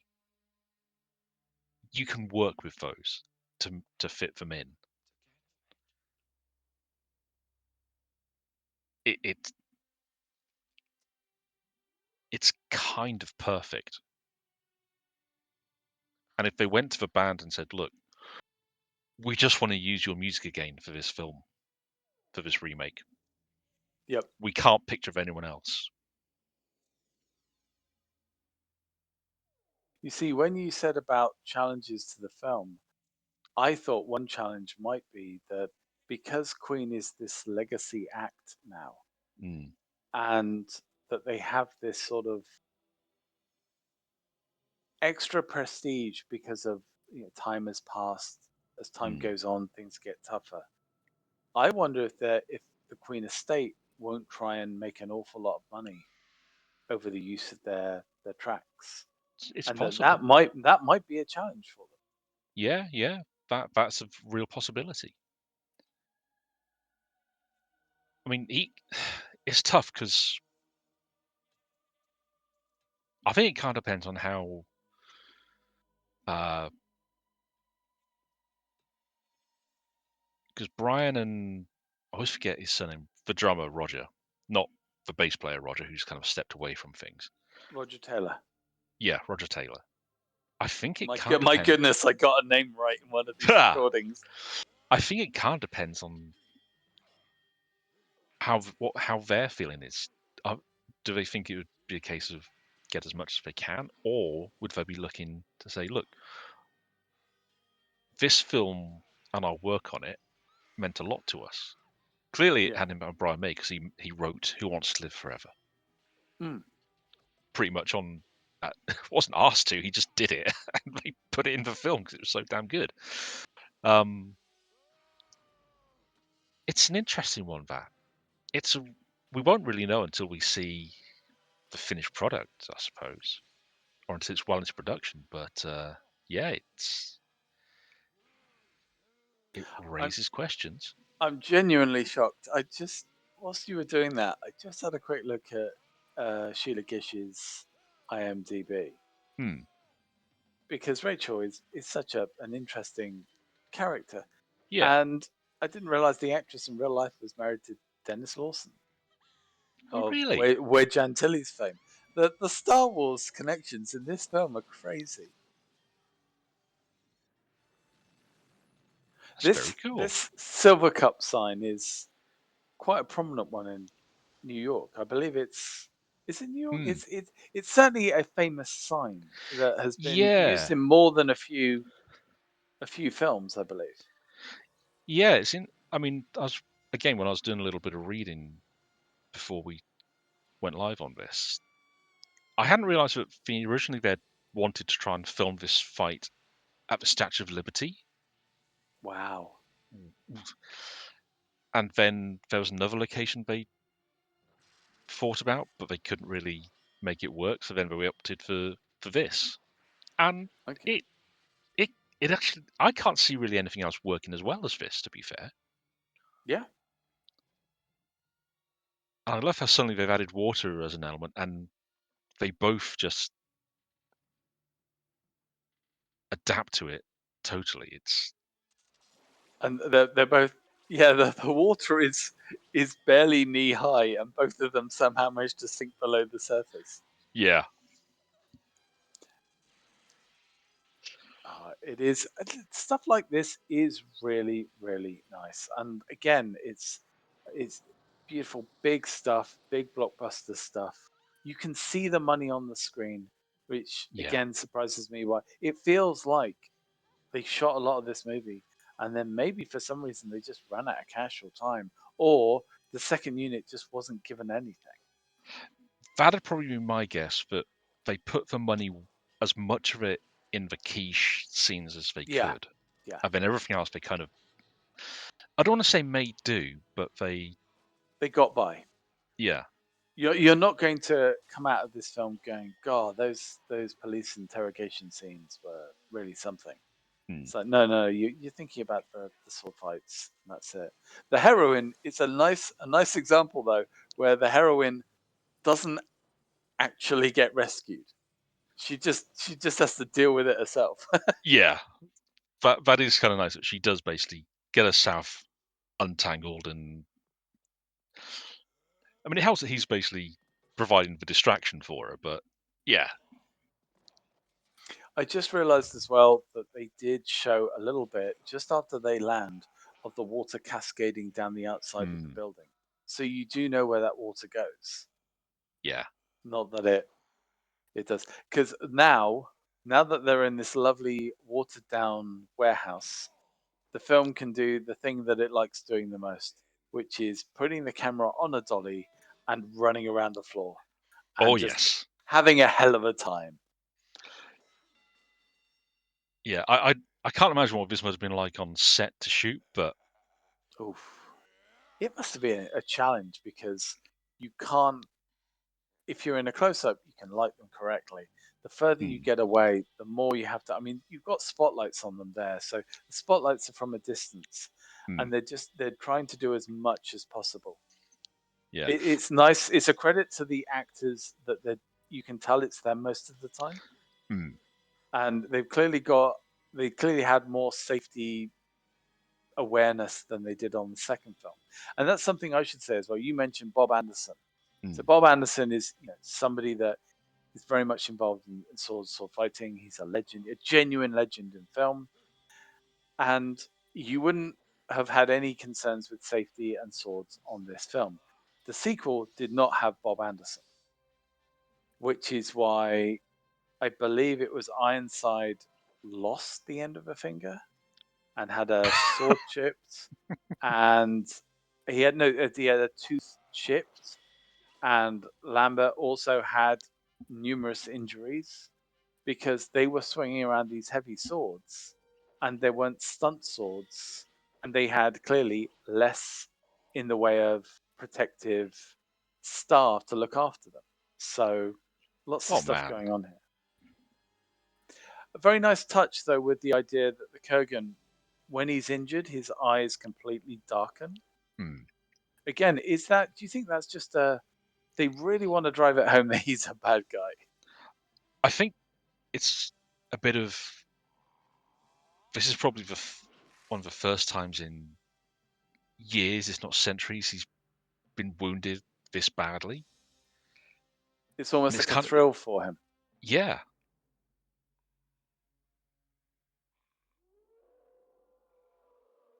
It is a nice effect. yeah. I've always dug that shot of his head just scar, the cut opening up and the head just lolling back. Did they ever do any form of scene in the TV series where you somehow saw ghosts of the past, so to speak? Um,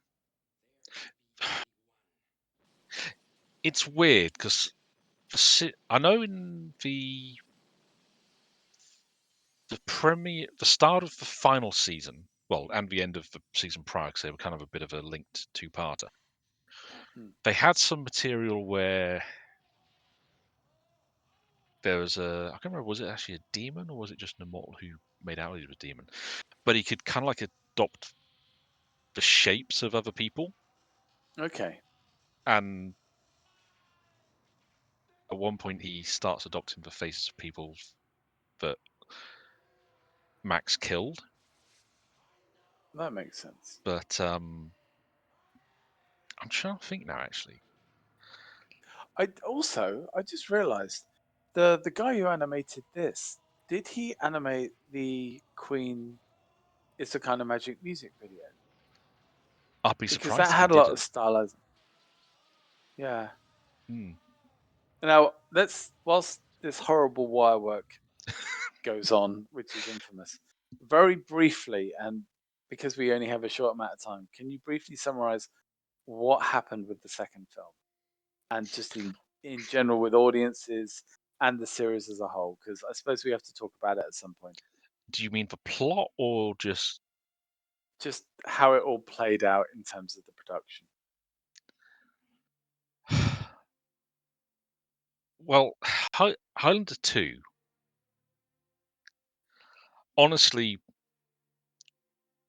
most people just kind of ignore it because it makes not the slightest wick of sense Yep.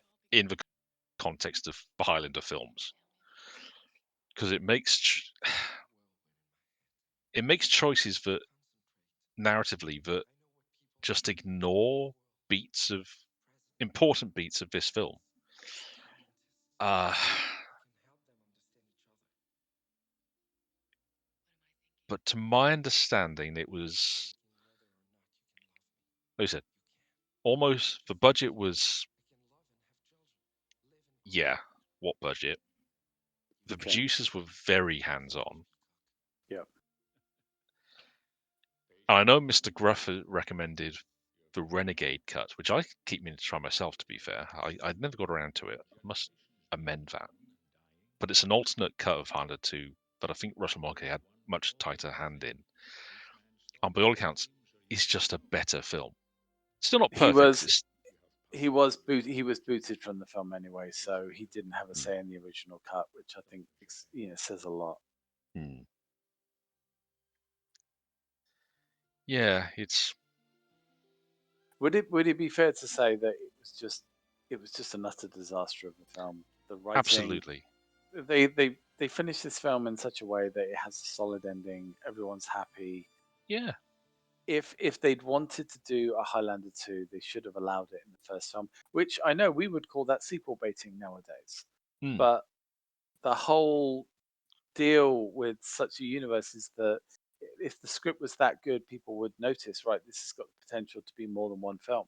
yeah. And it did do, but with an ending that solid, it should have been a one and done. In trying to make it a second film, the producers took over. The producers took over the writing as well, which Mm, is why none. I mean, Dee is completely right here, folks. None of that second film makes sense. It's not a film to see because it's a bad film. It's not even one of those types of films. Also, alternate cuts of the film just make it a bit better. It's still a yeah. bad film. Yeah. I also, in a little bit of research I did for this, I watched Highlander 3. Highlander 3, people are saying, well, that's the film where they set everything right. It's still an awful film. It still has plot holes big as a big as a whale in it. It really is poor. Yeah. Like if you watch it as a fan of the series, you pick on the things that you like from the series. Mm, Oh, look, they feature the Kurgan in a single scene. Oh, it's McLeod again. Oh, they're not doing the plot from Highlander 2. That's great.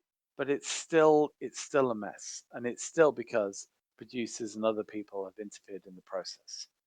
It yeah. never you never get a solid film. And the worst thing is Highlander 3 is about as good as it gets in terms of the films from It then on. it's kind of sad, but yeah, because Highlander Endgame is it was the attempt to shift the franchise. The series had come to an end, so they wanted to spin Duncan MacLeod's character off into being the focus of the films. Yep.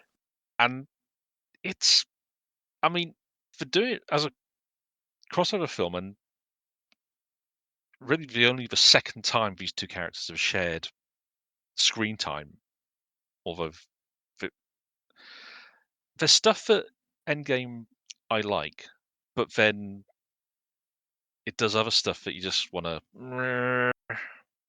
and you can tell that they're working on the sort of budget scale they're working with, Mm. unfortunately. And then you get to Highlander: The Source, which is Not they good? made the mistake that Highlander 2 did, and that's tried to set it in the future, for one, which they really didn't have the budget to do that. They couldn't even afford to use Princes of the Universe. They did a cover. Oh my god. Yeah, Was it like karaoke style? I guess, but it's so weird because as a franchise, Highlander, I mean, it's not just the 5 films. It was actually a 6th film because there was an anime. All right. Highlander. So I'm trying to read it from. I'm trying to read the spine of the DVD on my shelf. Search for Vengeance? Question mark. Which features a character named McLeod in a Mm. post-apocalyptic setting. But one, he's not Duncan O'Connor. Two, he's actually a Pict. He's from pre-Roman times. The immortal Okay. he faces off against, they first meet when that guy's a Roman, and they continue to meet in different time periods. So at one point, you see them in the Battle of Britain, Mm. piloting a Spitfire and a Messerschmitt, which is quite a fun take on things. It's by the team who did Vampire Hunter D, so Yep. it's oozing style, but it's not a great movie. Highlander series, as a serialized take on things, it does a lot to expand the mythology of Highlander and the character of Duncan and his extended cast is actually, especially once you get into season 2 and they start taking some real big swings for how they want to play with the mythology of things. It does get real good. Okay. But as we said, it's one that, because I think because of how it aired outside the US, it's only really popular in the US and France. Yep. And that's because the French really latched onto Highlander. Um, there was the animated series as well from the mid-90s, which they used to air that on Going Live Really? on Saturday mornings. Yeah, yeah. I think they did the whole series as well. And that's a show that it's set in the future after a meteor strikes screwed the Earth up, and a version of Connor has gathered all the immortals together, and they've sworn an oath of non-violence and committed themselves to preserving the knowledge that humanity's going to need. Apart from the last kind of quotation marks evil one who decides, nah, mate, kills Connor and then the others will go into hiding. Sorry, what was the name of the show? Highlander, the animated series. Oh, just the animated.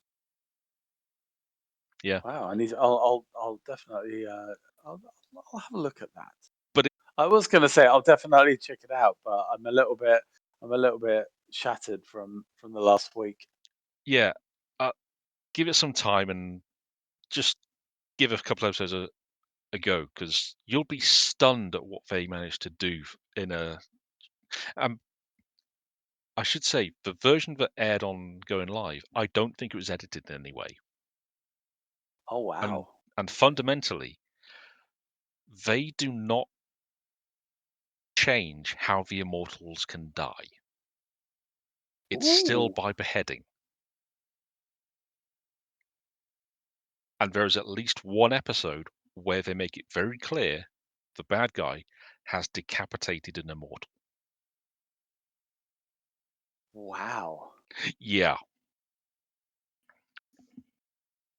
Okay. it's weird. It's not great, but it's one of those curios that I think is, if you can find it and give it a look, it's interesting. Highlander you can say about most of Highlander, it's interesting. Mm. Possibly not always good, but it's always at least interesting. And then when Cool. it gets bad, it can get real bad. Yeah, that's true. Well, look, just to end this, I did Hmm. want to say something a little bit positive because I liked his little moment. So you know Hmm. our news vendor. So there are two news vendors in the film that we've seen, but one Yeah. of them is. So how do you spell befuddled? I think that was what he says. Hmm. Anyway, I looked at him. I looked at his profile on IMDb, and it is the perfect example of some of these actors who spend decades, decades working on stuff. This guy, so let's just grab his name very quickly. His name is Damien Leake. His Okay. first, get this for his first role. His first role was in a little known film called Serpico. His I next one, his next one was in, and now these are small roles, but his next one was a little known unknown film called Death Wish. His fourth film was this unheard of film called Apocalypse Now. Good lord. Then he did. Then just before Highlander, he'd done the Cotton Club. Okay. After that, he's got bit parts in Sea of Love, Born on the 4th of July, and then I think then he went into mostly, I want to say mostly TV shows, lots of TV shows. And we're talking then just working from there all the way through one episode here, one episode Hmm. there, one episode here, and going through and still going into the 2020s. And then finally, in 2021, he lands a role in Tyler Perry's Assisted Living. Now, this is clearly, for those who are listening from outside the UK, Tyler Perry is clearly not well known in the UK. His films and shows and productions are not something that the UK audiences generally, pump up into publicity. However, No, I but know in America yeah. he's a big deal. Yeah. This guy joined Assisted Living in season 2. He is still with them in their 60th season, so he has done 70 episodes of that show. Wow. So considering this guy has been working since what, early 70s, Yeah. I want to say. Yep. And it's only now in 2025 that he's got himself like a big long-term gig. Crumbs. And also, it's got to be said, the actor's aged far better than I have. So Yeah. fair play to him. That's made me feel really good. Definitely. Yeah. That's actually quite heartening to hear that he's managed to. I mean, those were not exactly small films he was in to start with. They were quite well known, Mm, even if his role wasn't. But dang, that's impressive. yeah, it's good to know. Yeah, absolutely. So, Well, where can people find you, Mr. D?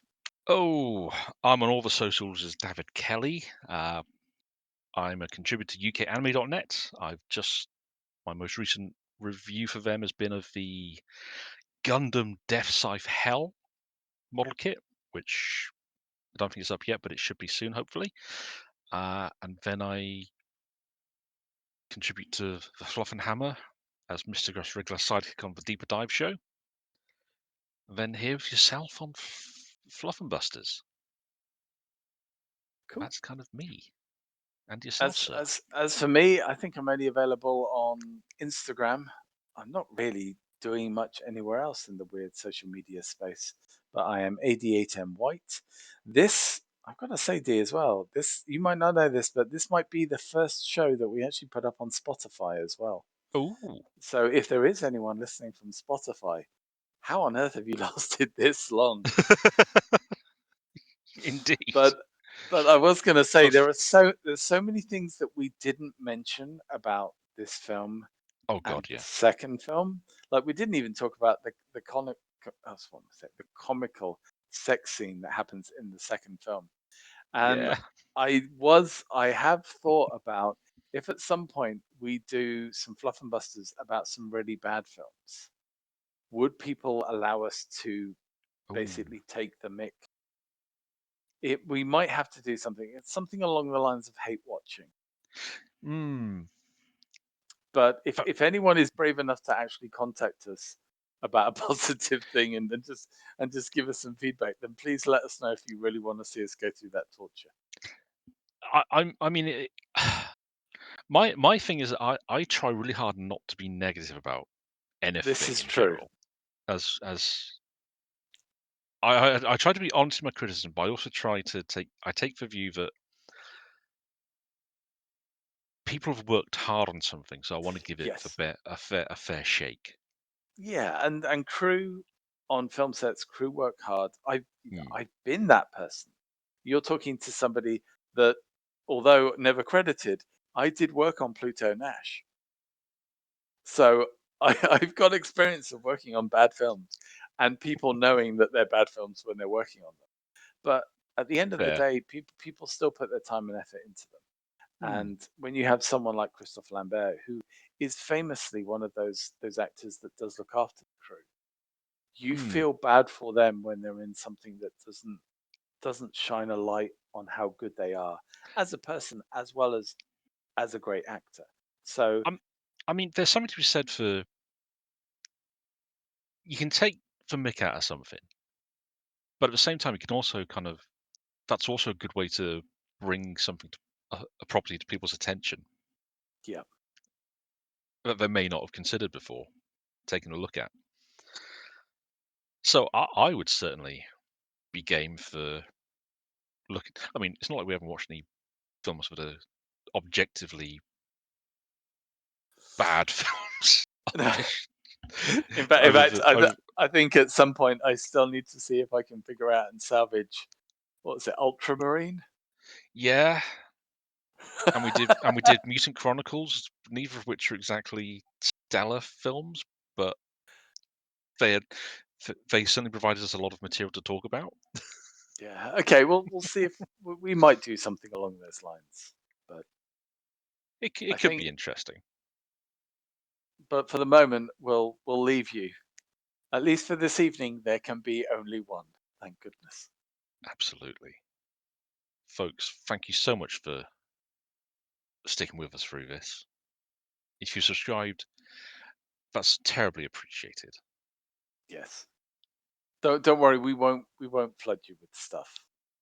To be honest, as well, if you're watching after 2 hours, then to We be kind of honest, owe you seek help. we kind of owe you the reprieve at this point to to get away from it. So on that note, thank you so much for listening. Mr. White, it's been a pleasure as always. Absolute pleasure, mate.